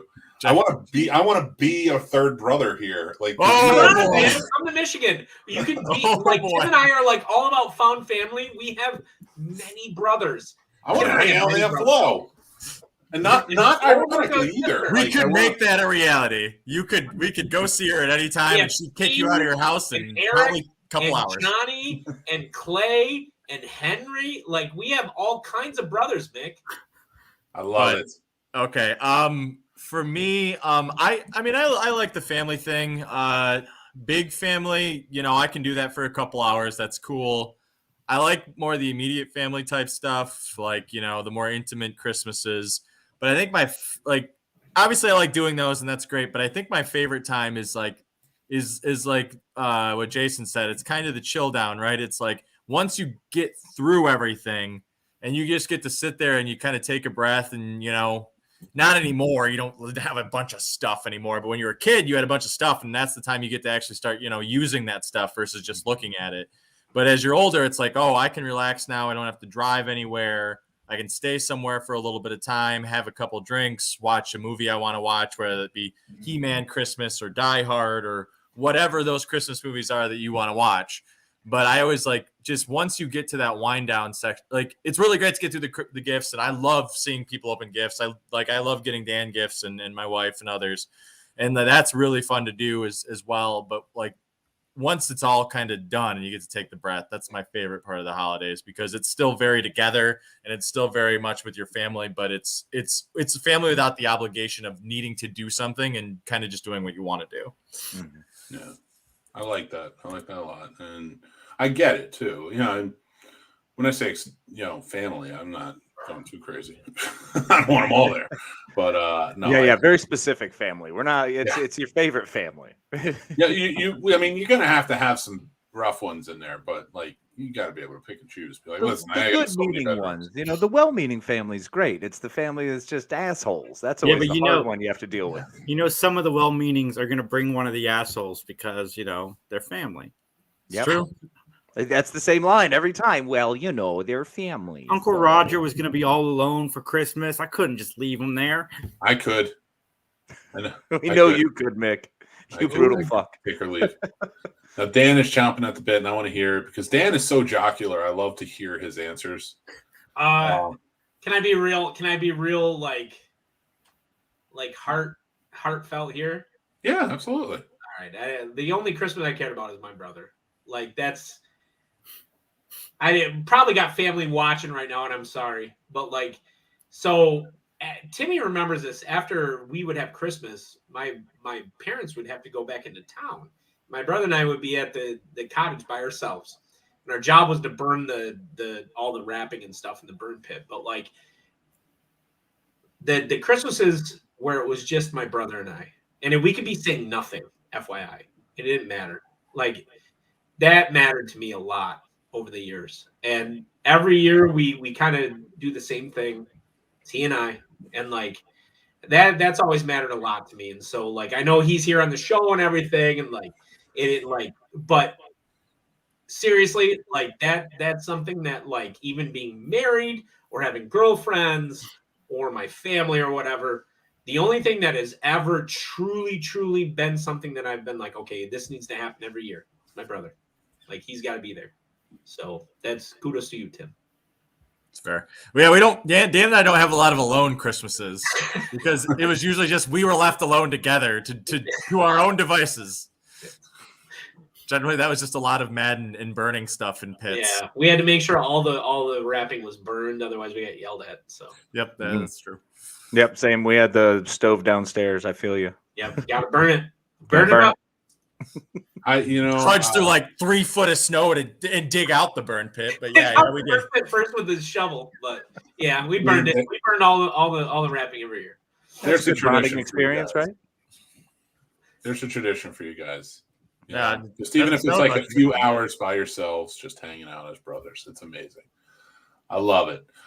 Guys, I want to thank you all so much for jumping on tonight. And we're kind of winding down, and I should probably mention some things. I'm sorry that you said that very heartfelt speech, Dan, and now I have to pit you two against each other on Real Combat tomorrow. That's how it should be. Always. But that's pretty indicative of our relationship. I wanna wish you all. We're not finished yet. I got a little surprise left, but I want to wish you all a very Merry Christmas. I love you guys. Thank you all for coming on. You're good friends. Love you, Katie. Love you, Katie. Thank you for joining in. Dr. Forbes, I love this too.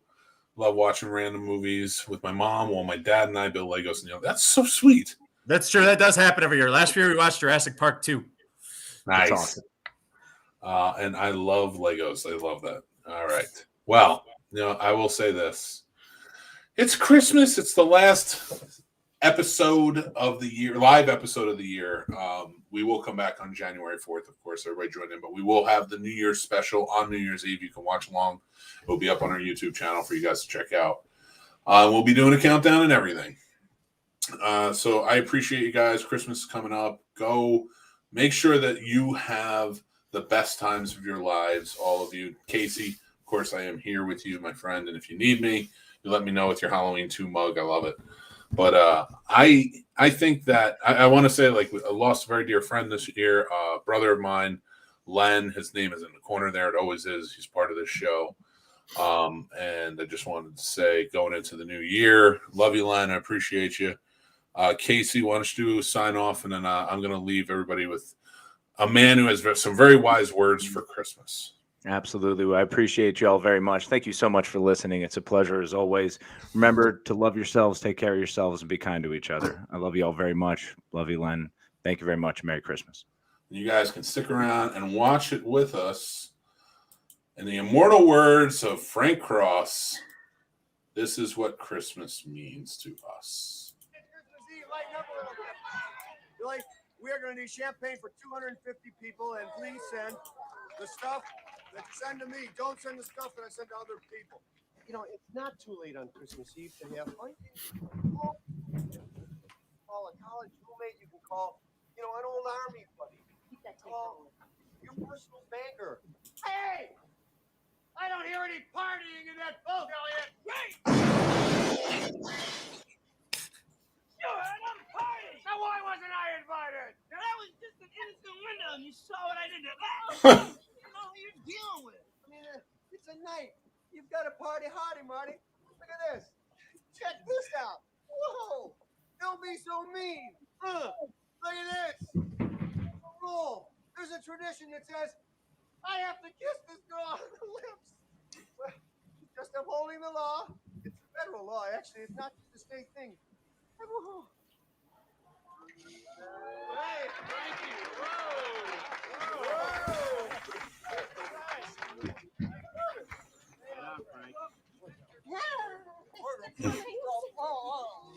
Boy, that was very good. But you know what? Great. There's only been one great.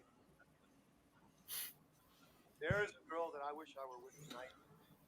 It's a girl that All right, I just wanted to leave everybody with some wise words. We are going to finish off with actually something very fun, and I promised Dan we'd do it. Get them ready, boys. Got it. Are we chugging eggnog? All right. Chugging eggnog. Oh, I just did it. You son of a... I did it during the speech because I thought we were going to sing Jingle Bells. We are. I figured we'd chug the eggnog. All right, Tim, it's you and I, buddy. Oh, wait, I guess the guys are going to get some. Time out. Burrito! Yes. All right, Dan's trying to get some more. All right, we're timing out. Oh, my God. I am totally cheating, by the way. This is water because that much lactose right now inside of me would just destroy my lungs and chest. You do your best. My favorite Christmas movie was Bill Murray. You guys want to say AJ, hi? thank you for joining in, man. Merry Christmas to you and your family. Merry Christmas to all of you. Katie. Hi. This Shake. What's up? I love it. Where's eggnog? In the fridge. Get that eggnog because we are chugging this. That's a fucking pint of. This is a pint of eggnog. I already did one with bourbon. Well, then don't do another. Oh, I'm going to do another. Come on. You're gonna die. Oh my God, no! Please This is don't. how we operate, son. All right, everybody. We're gonna chug the eggnog. This is gonna be our yearly tradition now. Burrito, come on, hurry up. The brothers back on every year, and you too, Jason. And we're gonna sing Jingle Bells right after. Jason's one of our brothers, so it works. We're all brothers here. True. We're all brothers here. We're all brothers down here. You're taking too long, Dan. They all float in Dan's basement, Georgie. I'm actually not going to drink mine because I just looked at the carton expired 20 days ago, but I'm going to hold it. As long as it doesn't smell bad, you'll be fine. I'm ready. All right, we're waterfalling it. Let's go.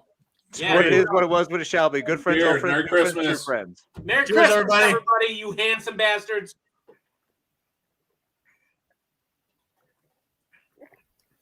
Yeah, it tasted fine. Oh my God.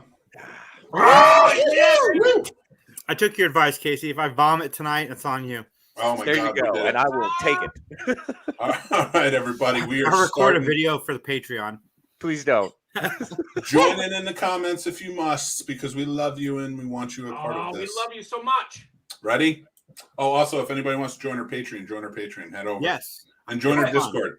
So, Dashing through the snow on a one-horse open sleigh. Over the hills we go, laughing all day.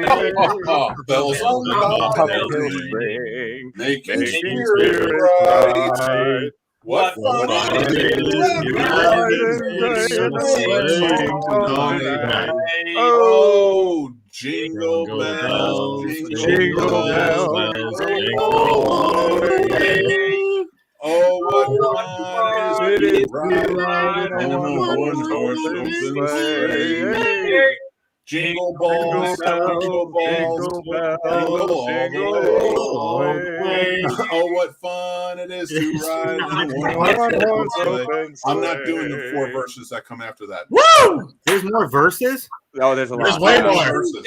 Like, I got it pulled up. I can't keep going with that. All right, everybody. Thank you again for joining us on a Merry Mickmas Christmas special. Remember to tune in on New Year's Eve for our New Year's Eve Madman Countdown. It's going to be a lot of fun. If you guys want to join in more, head over to the scenesnobs.com. We have links to everything. Our Discord, we're building a geek community. We'd love to have you a part of it. Join our Patreon to get early access to things, monthly prize giveaways, and more. I love you guys. Merry Christmas to you and your families. We eggnog the shit out of that. I love all of you watching and listening right now. So just Merry Christmas, everybody. Have a great time. Have a happy New Year, and let's do better. Merry Christmas. Merry Christmas and a blessed Yule. Good evening. What is it? God bless us, everyone. Tiny Tim. Tiny Tim. There we go. Tiny Tim. Tiny Tim, right here. He's not tiny. He's taller than all of us. Well, maybe not me. I'm Not you. Not me, but all of you. Thanks for watching and listening, everybody. I'm the Scene Snob, Mick Manhattan. You can check out the Scene Snobs podcast live every Tuesday at 9 p.m. Eastern on our YouTube channel or all podcast platforms afterwards. Also on our YouTube channel, you can check out great shows like Real Combat, the ultimate debate show for movie lovers, mixed movie picks with new recommendations every week, Geek Fest Live every Sunday night, and new movie reviews and news all the time. Like and subscribe, then hit the notification bell so you know when all of our new episodes drop. Thank you so much to all of our amazing Patreon supporters, with whom this would not be possible. They help keep the lights on and support us in such big ways. If you would like to become a supporter on our Patreon and take advantage of all the perks like monthly giveaways, early access, and so much more, head on over to the Scene Snobs Patreon page and just sign up on one of our 2 tiers. Join our awesome community of geeks, movie lovers, and so much more, and join up on our Discord. The Scene Snobs Discord is now live, and you can head over to thescenesnobs.com for links to there and more. The Scene Snobs merch store is now open with original and fun designs that are available on all different types of merch and apparel. Check out thescenesnobsmerch.com. Make sure you like, follow, and subscribe to all of our social media accounts like TikTok, Twitter, Instagram, Facebook, and so many more. We have fun updates, topics, we talk about collectibles, and so much more on there. It's a great time. You can find all of our links to everything on thescenesnobs.com or on our link tree, which are down in the descriptions below. Thanks again, everyone. Stay tuned and stay geeky.